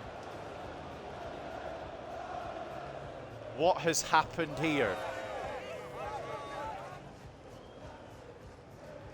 Mainu with a goal, Ahmad with a hat-trick to close out the first half, and Anthony rounding off a display. It's a brilliant game all round. Ahmad might get man of the match, but I'd maybe even give it to Onana again. Keeping another clean sheet. It's back-to-back clean sheets for the Senegalese goalkeeper. Is he Senegalese or is he Cameroonian? Oh god, I don't remember his nation. I think he's Cameroonian. I might be an idiot. He is Cameroonian. Why am I dumb? Anyway, Cameroonian goalkeeper, I'm point. He got man of the match again. It's now 10 rate from Andre Onana. He might have cemented his spot here. 13 shots, 13 saves. We let the opponents have way too many shots, don't we? But in the last 2 games, Andre Onana's had 27 shots at him on target, and he saved all 27. Amad Diallo, the first half hat-trick, pretty much sealed the deal, 9.5. Bruno Fernandes with 9.5 as well. 2 more assists to add to the season for him. Alejandro Garnacho with the assist and a 9. Kobe Mainu, solid defensive performance and a goal this season now for him. Diogo Dalot as well, 8.3. Xerxes with a brace of assists and a 7.9. As for Fulham, their best player, Andreas Pereira, 7.7. Didn't even do much, but he did enough to get player of the match. Calvin Bassey with a 7. When your defenders are your best players and they concede 5, you kind of got to look at the attack a little bit. Iwobi had 5 shots. Gregorich had 6 shots. Smith Rowe had a shot as well. Vinicius had 4 shots. We need to start closing down better, but if Onana's playing well, it's not going to be a big deal. I don't know if I checked the stats here, but 52 to 48 in terms of possession. 21 to 17 shots. It was a frenzied game of attack. 5.6 to 4.5 expected goals. Bruv, they just couldn't find the back of the net. That does put us into the top 4 regardless. We overtake Arsenal. We overtake Newcastle. I don't think there's anyone below us that could have overtaken us. And goal difference has been boosted quite a lot there. Alejandro Garnacho again. Brilliant player. Absolutely brilliant player. Get celebrated, mate. After this, we will look at the contributions, the stats and everything. I'm intrigued who's got the most combined now. I think it's going to be Højlund still, just. But Garnacho and possibly even Fernandes catching up. Mainu was really good. Encourage him. More of that. And Bruno Fernandes, yeah, baller. that we probably won't sign another cam for this career mode.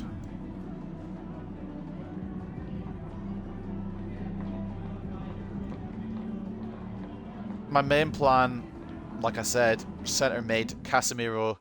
He's getting older. I don't really want to use a 38 pace player in midfield. So those would probably be the two, or one of the positions. The other one's left back. I like Luke Shaw, but I think we could get someone better and younger. And I know who my target would be, and I'll show you who my target is, because we were kind of linked to him this year before he went to his current club. And he would be the one that I would go for here for the left back spot. He's another one that can play both sides, and he's well rounded, and he's at Brighton. And if they have not the greatest of finishes, if they don't get Europe, he might want to go to a club that could get Europe. I'm not saying we're going to, but could. So Kadiolu goes on the possible list as well. Performance focus Casemiro, everyone else energy focus, or all out energy. We need them at their fucking peak of fitness. Same for Minor, same for Yoro, same for Xerxes. Maguire I'm going to put on a sharpness plan. I just backed him.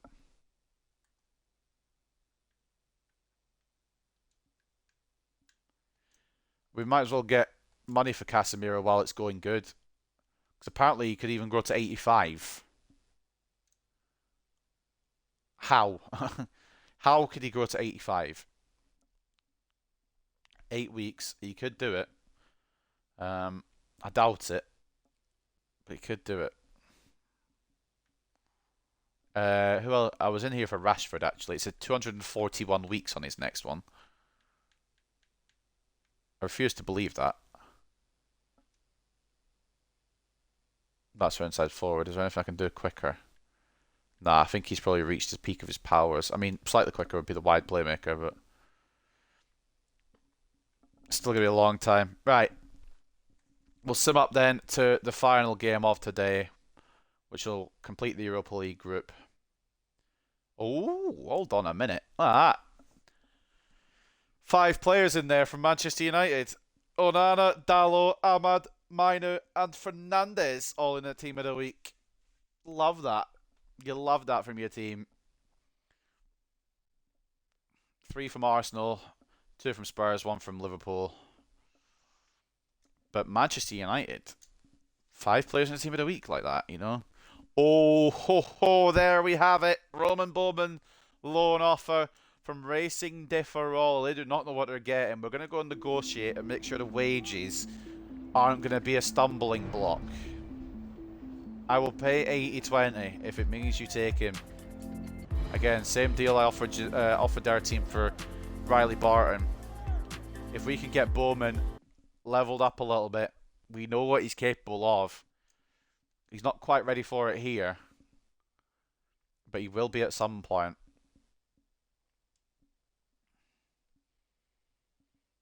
Right, here we are then. The final game, a very important game as well, as we sit 9th. Before we do though, 3 unread emails. Longo isn't going anywhere, cool, and I would like to not manage the Iceland team. Oh, is it women's? Intriguing, but I'm going to still say no, but that's an intriguing one. I didn't realize it was for the women's team. Or maybe it was for the men's team, but the women's team as well. But maybe both of them. I don't know how it works. Triffer's another one maybe we could bring in, but I don't know. He looks like a left mid. But anyway, yeah, left back. We're going to be left back hunting at the end of the season. Kadioglu would be my main one. But we'll look through everything. We'll look through all the areas. And we'll see what we want to do. Of course, I've got all the overalls on, so I don't have to scout. It makes it so much easier. It might count as cheating technically, but who cares? But looking at the Premier League now, unless people have played their next game, we should be top 4. We are. We're in that top four bracket. We're in that top four bracket, ladies and gents. Finally. The goals conceded still ain't brilliant, but a clean sheet doesn't hurt, and 55 goals scored. We're finally learning how to score as well. There's a few teams now that have conceded more than us. Everton have conceded the same.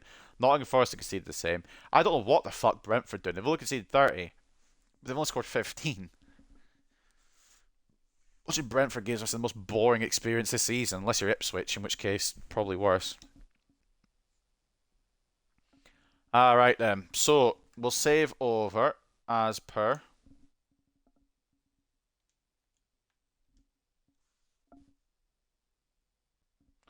And we will get into this final game then. Pre-match press conference first.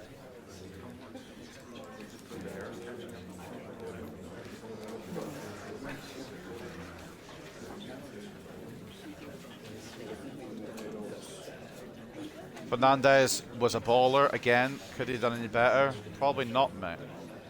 I mean, probably, but I don't know. Potentially. Who have we got after this? Because I'm going to have to check that before we go into the game. And how many days away is it? Alaru's been impressing fans and pundits alike. Are you trusting De Ligt to keep him silent? I am. God forbid. And finalmente, De Ligt is going to be questioned again. He is struggling a little bit. I can't lie, Matthias De Ligt, but he'll be fine. He will be fine. He's playing a lot of different styles, De Ligt, and a lot of different teams.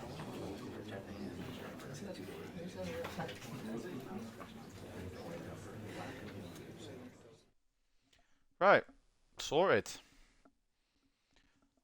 What is it next, and how many days is it away? I want to say it's Palace, and it's right at the start of February.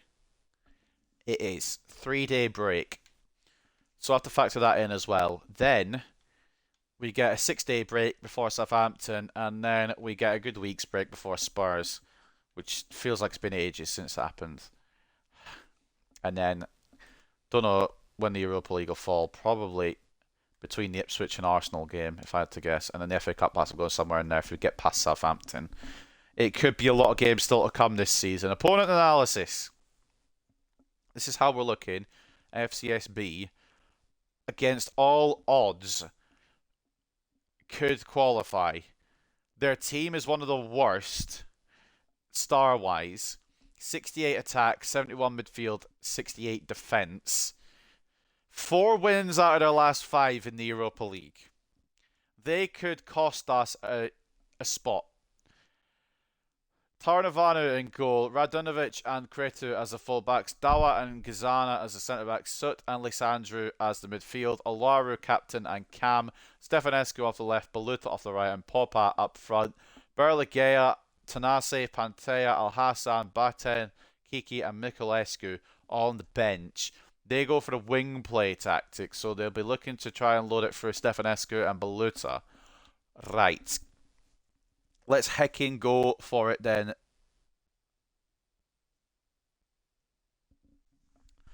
Pre-match training? Nah, we don't need it. We haven't done any yet. And look at us now, top 4. We're going into the snow in Romania for our final game of Europa League. Onana stays in, why wouldn't he? Luke Shaw probably gets swapped from Maz, to be honest, because they're going to try and play wing play. We need the faster fullback out there. Dallo stays in, De Ligt stays in, Martinez stays in.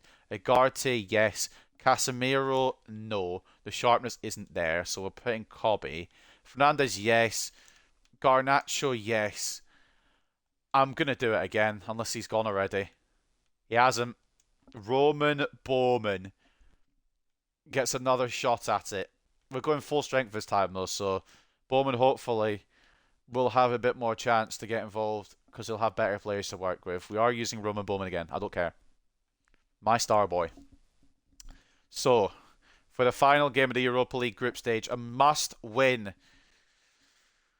FCSB host Manchester United. We've got Onana in goal. Mazraoui struggling with sharpness, but he should be alright. And Dallo as fullbacks. De Ligt and Martinez as the centre-backs. Ugarte and Mino centre midfielders. Fernandez, Cam and captain.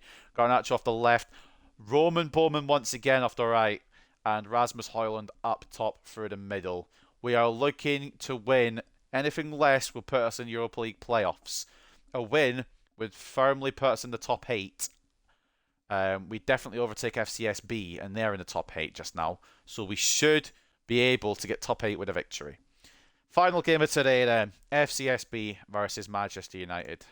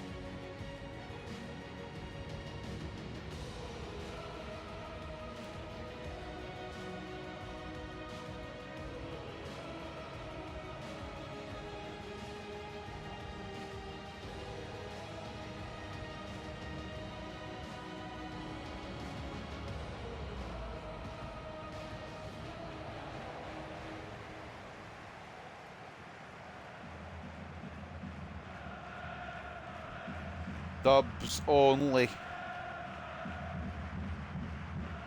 Anything less than the best is a felony. To quote Vanilla Ice or fucking Jedward, whatever you associate it with.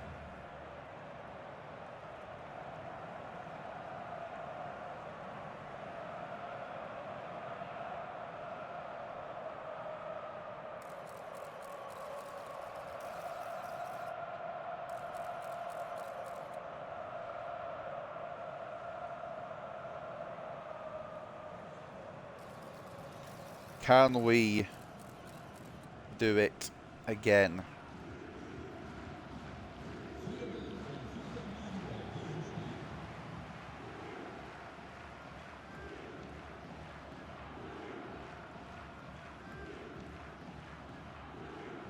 We beat Rangers just about.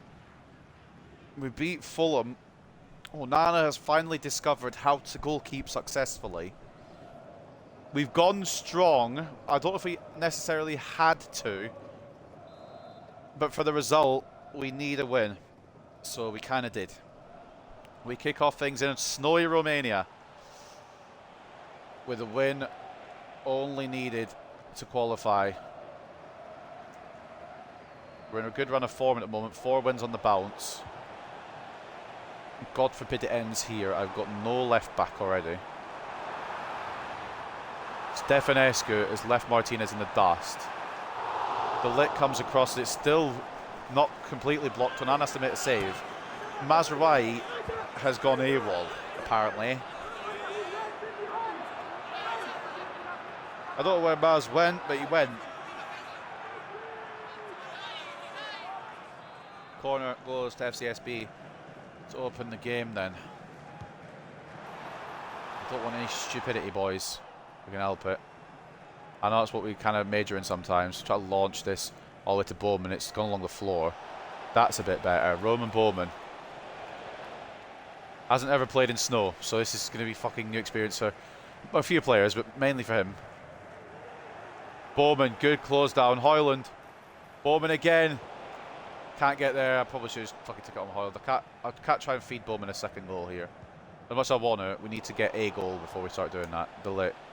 Although that wasn't what it was that time. I was trying actually. I thought Bowman could maybe make it to the ball, but he's still a bit slow. Delay. Menu. Bruno. Mazraoui. Very far forward again. I hope we don't get countered on.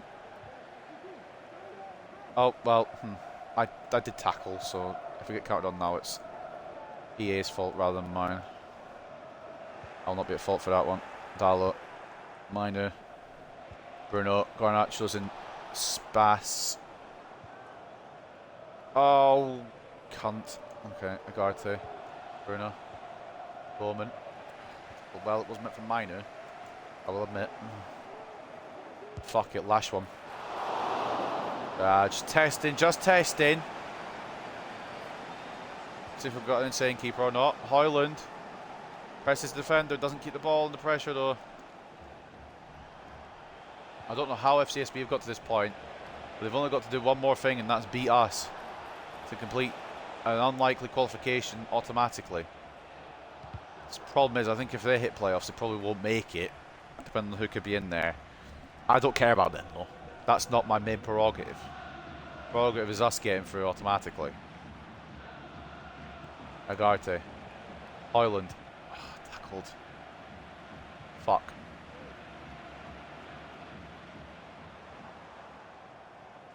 Oh, should be able to stay on his man here, but I've lunged him like a twat. Right. I need to stop lunging like an idiot as well. That's part of my problemo.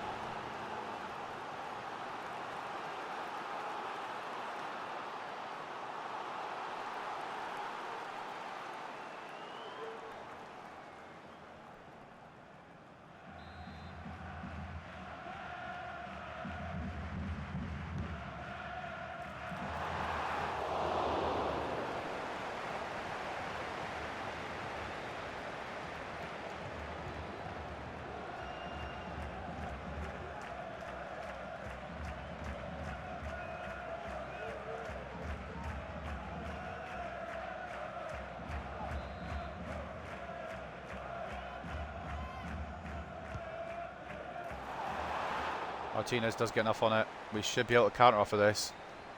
Oh, it's just such a shit pass from Fernandez and that. Not the greatest run either from Bowman. But I'm not going to blame the 60 rated, am I? I'm going to blame the 88 rated that fucking is probably one of the best cams in the game. Might be a bit biased in that fact. Maynard, good ball. Hoyland cat control. Good closing down again, Corby. The snow's going to probably be what fucks us here, I think, a little bit. Bowman can't get through the gap. Dallo. Bowman can get through the gap. I'm sorry. Do we want to actually loan him? Do we actually want to loan Roman Bowman? Because he might be a bit good at this football lark already. The answer is yes. We're still gonna loan Bowman because we've got Anthony and Ahmad. It's gonna be difficult for Roman Bowman to break in on a permanent basis just now ahead of them. But it's him again. 2 goals, 2 appearances from Roman Bowman. I'm not trying to force it. He just happens to be in the right place at the right time. 2 goals in 2 matches. Roman Bowman. He is not even close to his full capacity yet. He won't be for a couple of seasons, at the very least. What I do know is he will get there. And if he's this dangerous now, imagine what he could be. And a good save. Parried it to Maz. But yeah, if you think about it now, he's scoring twice in the Europa League in his first 2 games ever, senior-wise. That's such a stupid ball. I was just fixated on playing that to Garnacho, and it just never seemed to work, and I just went for it anyway, because I'm an idiot. It's never seemed to be an opening. Mazwai. Good tackle. Agarte. Mainu. One more, perhaps, to Dallo. Tried to get for a Bowman, but he ran inside. Delit absolutely misses the fucking tackle. I've slid like an idiot there. That probably will be a booking for Matthias Delit, but it's such a stupid tackle because I tried to time it earlier and I just fucked it up. Barely offside, but it is offside. This time I will sub Bowman off at some point for either Ahmad or Anthony, by the way, for reference. Delit doesn't get booked. Right. Take it, I suppose. Dallo. Into Mainu. Bowman was meant to be there for that one, but he wasn't. Mainu does well to win it back. Bowman. Ugarte. Again, he's 60 rated. I'm not going to have a go at Roman Bowman. Hoyland straight at Tarnavanu. We also need to try and think about the goal difference a little bit as well. I don't know how it will affect us. Stefanescu's offside. I know he was in his own half, but he came out of the opponent's half to get it. It's one of the worst offsides you might ever see. Maz. Off to Martinez. Ugarte. Oh, Bruno. Okay. Minor. Bruno. Bowman. Could have fought Garnacho. 2-0. Bowman could have had 3 and 2 in the Europa League. He is going to be a star.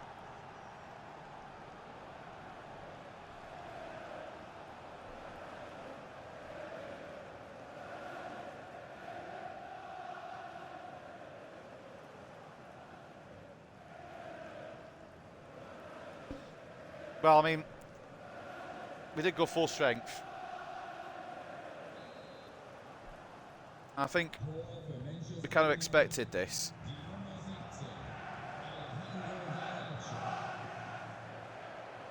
Maybe I didn't know it would go as much as I have. And it looks as if FCSB are going to make some first half changes here. They need everything now, everything and more, to prevent Manchester United from getting through in the top 8. Great tackle, Garnacho. Ugarte. Back to Garnacho. Rasmus Højlund asking for it. Maybe we did go a bit overkill. Bruno. Menu. Tried it. Opened up nicely. Couldn't turn it down. Bruno keeps it alive.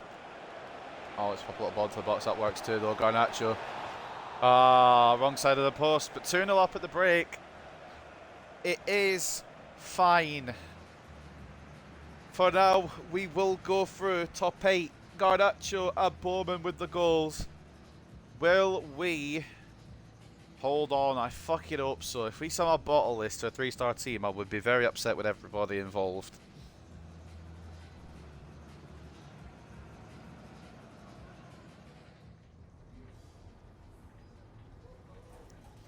Alright, let's fucking look at the stats then.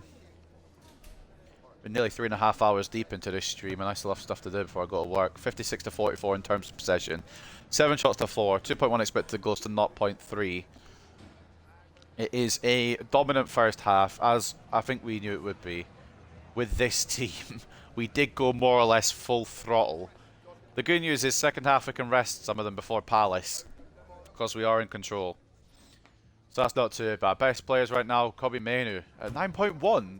Sorry? Has he been that good? I knew he'd been good, but fair enough. Continue it, Kobe, mate. Some changes for FCSB at the break. Don't know who. I can hear the announcer announcing somebody. Tanase coming up for Olaru. They brought Olaru off. Isn't only one of their best players? Well, hyped up as in the lead up to this. There's conversations about how the defence was going to manage him. The answer was easily. He's gone. Bowman. Well, it's, you know, if you're going to pick the onside or the offside player to cross it to, please pick the onside one. Garnacho was fucking 3 country miles and a day offside. Maz. Garnacho should be on. He is on. Paredes has gone to Juventus. Is that the PSG one? Maz. It's going to be offside against Bowman. That's right, no, we were allowed to continue. I thought it might give him the foul after that, but okay. I think it is going to be offside against Højlund. It's not going to matter, it's gone past him anyway. Around the hour-ish mark, I think we're going to make some changes because I'm fairly confident that we can hold on. So there will be some changes. We don't have to go full throttle for Palace anyway. We beat them last time around. It's just I would like a fit squad and try and hold on to our place in the top 4 now we've got it. Like, I don't want to let it slip. Stefanescu, down the right, all the way in. Respect for trying it. Should have probably passed. And Onana did one of those saves where it was in the stupid area again, but we did get it clear, so he's alright. And he's also got 2 back-to-back clean sheets and a lot of saves, so he's alright in that respect too. Dalot gets it from Bowman. Bowman gets it back. Bruno, oh, wants to go for that space. Agarte. Garnacho will go for that space. Oh, biscuits it completely. Right, we're going to make some changes. I think it might have been deflected as well or tackled. Maz can come off for Shaw. De Ligt can come off for Yoro. Dalot will have to just fucking tough it out. I'm keeping Meno on because he's been quite good. Bowman, he's had a good day. We'll bring on Anthony. Ahmad's still quite tired. We'll keep him fit for Palace. And then we'll also bring on Xerxes. I think we've used all our changes. Might have one left. Just to refresh it a little bit before the Palace game. We might as well. I think we've got it in hand here. There might be a chance that FCSB somehow ruin my day. But I doubt it somehow. Garnacho can't really do anything with these fucking crosses when they go to the winger. From winger to winger. I kind of want it from winger to either striker or cam, really. Like, if I wanted to cross it with Bowman, I want it to go to... I mean, it's Bowman, so he's like 60 rated, but my point is, I want it to go to fucking striker. Dalot. It's hard to break this defence down again, you know? I'll be honest. Garnacho does, though. Good save. Bowman. Oh, no! Oh, he's gone in! How has it gone in, though? Well, Bowman's claiming it. Will it go down as an own goal? A very silly own goal. Or will Roman Bowman get the credit? I can't tell. It is a goal.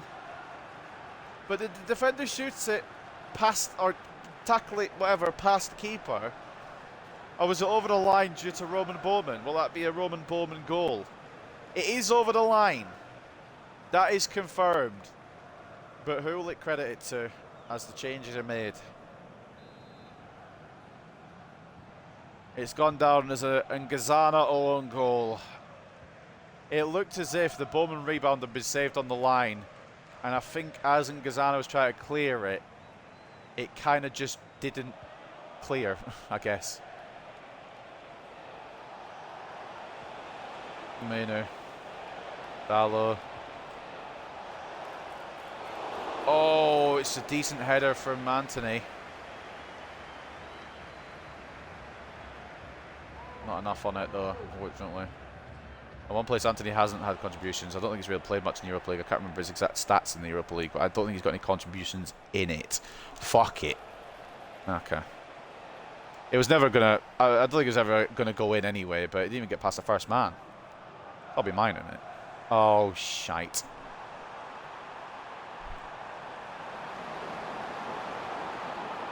Yoro, good cover.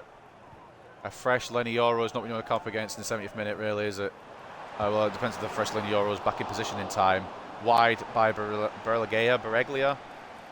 Don't know his name, but he's off target with that shot. Lissandro coming off for Al Hassan. I think SCSB. They might still be safe. I don't know how the table's going to look after this. All I know is if we win, it should. It really, really should. If somehow it's not, I'll be throwing fucking hands. Because we're going to be beating a team that's above us. It should be top 8 for us. For them, will it still be unknown? They've got a good amount of points. It might be enough. But I know we will be. And if somehow mathematically we're not, I'll be throwing this game in the bin. I don't know how it works in terms of goal difference. It should be fine.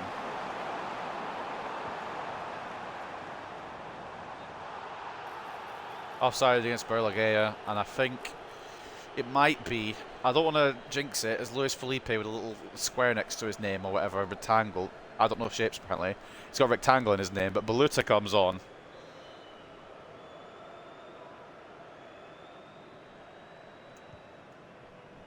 Oh, right, well, don't want to jinx it. I'm going to jinx it anyway. It could be a third straight clean sheet for Andre Onana. Garnacho, can he battle through? He gets a shot off. And I am going to bring him off for Rashford. I meant to do that earlier. I completely forgot. Oh, Rashford's not even on the bench. Oh, yeah, because I put Bowman in. That's fine. Rashford can go again next game then. He'll have the Palace game if I remember, which I hopefully will. I don't want Rashford to get upset because he's been doing alright this season, but Garnacho's just been that slight bit better. It's a save, and it's going to be a corner for Fernandes to launch the lead shot. What a punch. Fucking hell. Minor. Agarte. Bruno, can he float in towards Xerxes' head? He can. Kinda. Garnacho can't win that.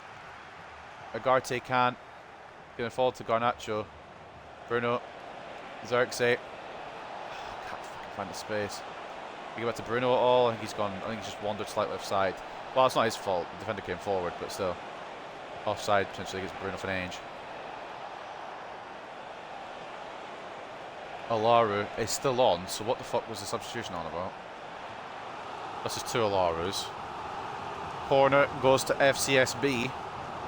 He's saying minor for Casemiro. I don't think we need to. Yeah, Tarnavano's been very busy today.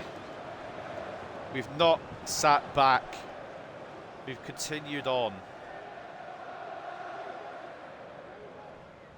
And we will be victorious. Will it be with a clean sheet? Fuck no. It's probably not on my luck. Be nice to have it again. Minor just knocks it back to Onana. That's going to launch it out of the pitch.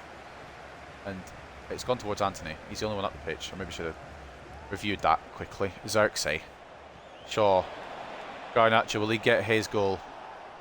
He already has a goal, but will he get another one? He's battling for it. Oh, you just keep it out of the pitch. That's fine too. I'm not too fussy. Xerxes tried to come in for it. Oh, 2 minutes of added time. They can't do anything, but with a clean sheet, you know, good tackle. And Yoro is just going to launch it at the FCSB player. Ref? Surely. Thank you. Should be top 8.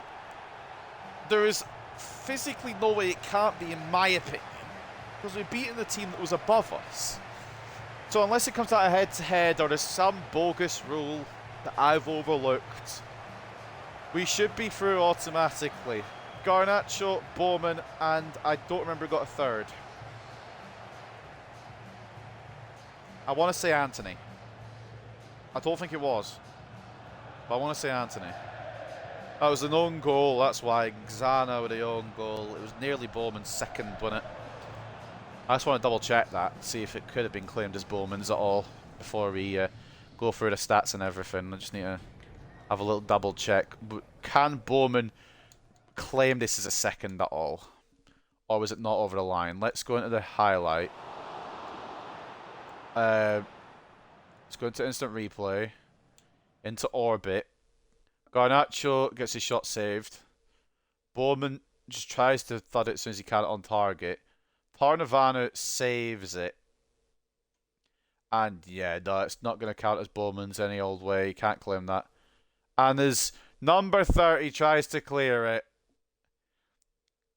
he's going to volley it away with his lefty. But with his right foot, he knocks it over the line. Tarnavano can't do anything about it crossing. He tried to prevent it, but it does cross over the line in a comedic fashion. And there's no way Bowman can claim that. But Bowman with the other goal, Alejandro Garnacho as well. And yeah, that own goal sees us through quite comfortably in the end. We did go strong and we had to. We did successfully get a third clean sheet in a row. 56 to 44 in terms of possession, 14 shots to 6, 3.3 expected goals to 0.6. Great day out for the boys in Romania, even if it was freezing cold in the snow.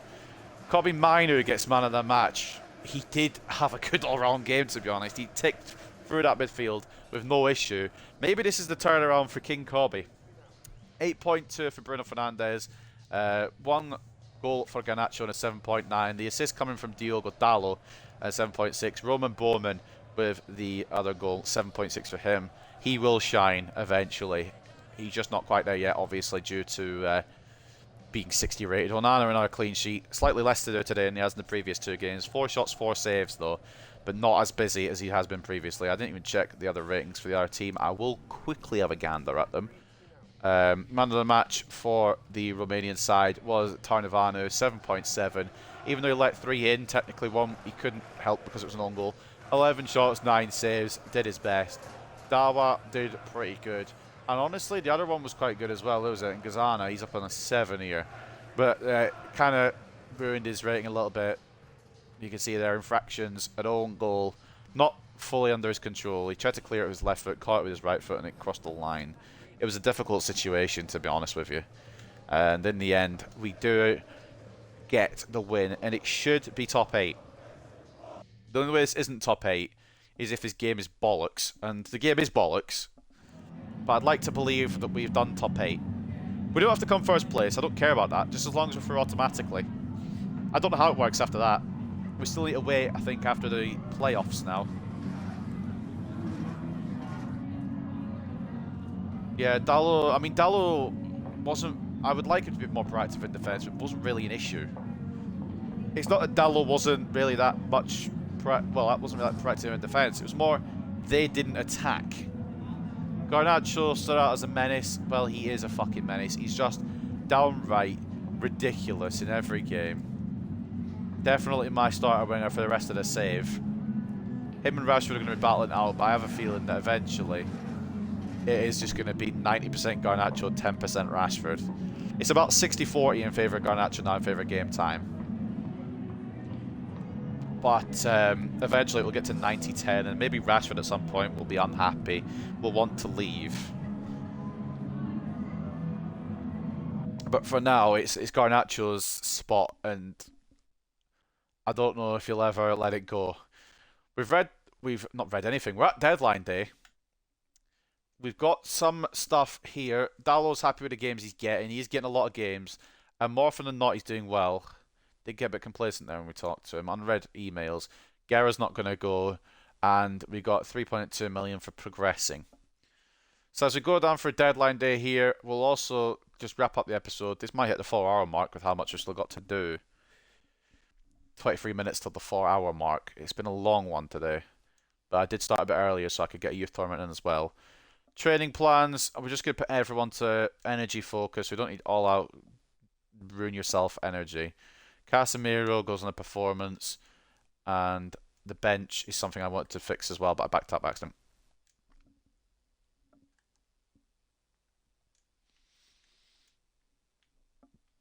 Performance focus for the bench, apart from Minor and Maz. I don't know why they're still technically on the bench. I've done it in rating order, I think, for the starting 11, but it's fine. We advance through deadline day. We won't be getting anybody. Will Bowman's deal go through in time?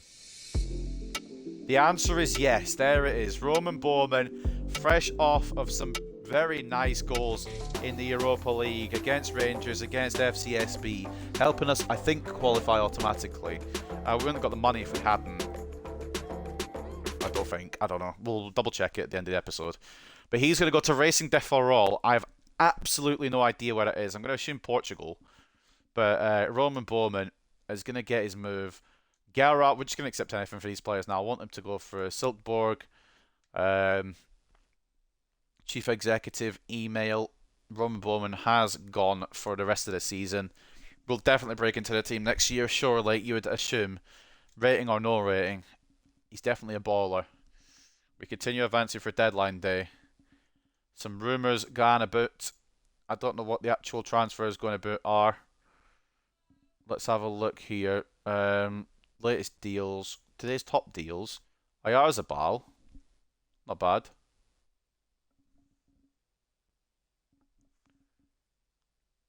Alright, advance further. Oyarzabal has gone to Liverpool. Merritt's gone to Villa. Arna Martinez has gone to Inter. Santiago Jimenez has made a move to Arsenal. They did need a striker. It's a smart one as well. It's a really good striker to sign. If we weren't sorted with a striker position, he'd be one I'd be looking at. I don't think there's going to be any more outgoings from Manchester United. I'm presuming that the deal for Guerra won't go through. He hasn't told me, but I did accept it, and I've not heard anything since. Onana rumour to Bayern. Left it slightly too late. And it doesn't, off of 3 clean sheets, it doesn't look like we're going to sell him now anyway. So let's wrap up this episode. Next time we will have Palace to kick off. We've got stuff to cover first. First of all, we've got San Marino Youth Scout mission. Nicolo Fiore, overall of 52 to 70, potential of 62 to 72. I'm not going to sign people just to sell them now because they don't seem to be selling, so we're just going to get rid of players that aren't that good. Manuel Colombo, overall of 43 to 59, potential of 61 to 85. I'm going to say no. Eduardo Bianchi, overall of 46 to 62, potential of 57 to 77. No thank you. Giovanni Ferrari, overall 42 to 58, potential of 63 to 87. There's a maybe there. We've cleared out the squad a bit, so we'll go for it. This is the man I was looking forward to, and he does look like a good little player. Stefano Russo, overall of 53 to 71, potential of 75 to 94. We will take a look at him. 1.3 million valuation in you can, mate. And Giulio Ricci, overall of 44 to 60, potential of 63 to 87. We'll take a punt on him as well. So 3 San Marinese players to come into the academy. We'll get them sorted on development plans. Mohamed Tam now at a 90 to 94. He will be a baller. He will have potential to be special. That is good news. There's some of these that have rounded out their potentials a bit early, which I don't know if I like. This guy is a centre mid. What's his name? Russo. So we'll just chuck him on a box to box, I think. Looks more of an attacking than a defensive mid. Maybe. They push him forward to a cam, perhaps. How long would that take? 2 weeks. We'll do that then, because he looks more like a cam. And then Ricky here. Giulio Ricci. He looks more like a... I'm just going to put him as a straight centre mid, I think. And we'll work on that weak foot, as well as Mr. Ferry here, who is still young. Still got a while to go. And we will just put him on the playmaker drill as well. That is the academy updated. We have called a few up. You might not see Riley Barton. You might not see Roman Bowman. They have gone on loans, ladies and gentlemen. They are being loaned out to different clubs. Some of the potentials have fallen apart a bit. We may have to reinvest in the youth academy a little bit, but we'll do that next season. I think we're okay for now. As you can see here, Tom Heaton very upset about his playtime. Not being funny, but how much did he expect? Roman Bowman, he's on loan at Racing Differall for the rest of the season. And Riley Barton on loan at FC Lugano for the rest of the season. So we've also got Adam Laurent. He was coming for the academy. We've got some players I'd like to sell, but they just don't want to sell. And Jamie McDonald's done alright. Up a couple of ratings at Luton. He's at 67. Johnny Evans has gone down 1. We're probably going to sell him when he comes back. Same with Victor Lindelof. But we're going to just kind of cover everything up now. Get everything sorted here. Garrett offer withdrawn. I accepted it. There was an offer from Luke Shaw, or for Luke Shaw from Liverpool. No. There was a Casemiro offer. What? From Man City? Well, I would have rejected it anyway. But I didn't even see there was another Garrett offer. They wouldn't have gone through anyway. Never does. And let's think then. Mason Mount role update. He is a playmaker plus now. And we'll continue that passing ability, I think. It does seem to work well at cam. Maybe put on a half winger plan. Get a bit more pace in him. Alright. That is it in terms of everything, I think. I was going to check the stats and we're going to check the tables. We'll do that quickly because I am getting a headache and I want to call it a day now. It's been a long stream and I've got work in less than 2 hours, about an hour and 20 minutes. So we'll get this done. Rasmus Højlund and Alejandro Garnacho have the same amount of contributions. 18 and 9 for the Great Dane. For Garnacho, it's 14 and 13. Absolutely ridiculous behaviour from Alejandro Garnacho. Joshua Zirkzee, 9 and 7, ain't bad for a backup striker. He's had 26 appearances, so I don't know how he's complaining about his games. 9 and 1 for Ahmad. He's really bursting to life. It's not been good all season, but he's bursting to life the past couple episodes. 8 and 8 for Rashford, very respectable. Fernandes is working up the tally now, 6 and 12. Anthony has been a weird surprise package, 6 and 5 from 15 appearances. Agarte, Ericsson, Mainu, Mount. Everybody getting involved a little bit. Harry Maguire, even Jadon Sancho got a goal, but he's not here for us, so I don't really care about that. And assists now, I think Garnacho tops it with 13, Bruno with 12, Højlund with 9, Rashford with 8, Xerxes with 7, Anthony with 5, Dallo with 3, Agarte with 3, Mount with 3, 2 from Maz and Ericsson, and 1 each for Casemiro, Mainu, and Ahmad. So, we'll take a quick look at the tables and we'll call it a day there. So, looking in the Premier League now, we are 5th. We have dropped because other teams have played their next game. A win would see us go 3rd. We do have Crystal Palace next. I can't believe we are thinking of 3rd now. I just wanted top 4. The race is still very much on. Look how close it is. Quite tight now between 4th and 8th. 5 points separating the sides. Newcastle and Chelsea. Anyone in that bracket could get top 4. It's mad. Villa probably fallen out of it. Brighton won't get any Europe, I don't think. We may be able to make a move for Guardiola then. And the relegation zone, Nottingham Forest, Brentford, and Ipswich. As for the FA Cup, it is Southampton we are facing. That'll be next episode. And the Europa League, we end up finishing in 6th place, which is enough. It is enough. It knocks FCSB into the playoffs on goal difference. If we'd just been a bit nicer, they would have stayed in. I kind of feel bad, but at the same time, game's the game. Galatasaray top the table. Spurs, Athletic Club, Bilbao, Nice, Roma, Manchester United, Besiktas, and Lazio all in the top 8. And the 16 teams going into the playoffs: Altak, Ajax, Glavice, Slavia Prague, Rangers, Frankfurt, Victoria Plzeň, Dynamo Kiev, wrong fucking button, Malmo, FCSB, Twente, Anderlecht, Lyon, Fenerbahce, Bodo Glimt, and Porto. We will face one of them at the end of the playoffs. We get a little break from the Europa League as we head into February. And this is how the next episode will look, unless games come about elsewhere. We'll go for February.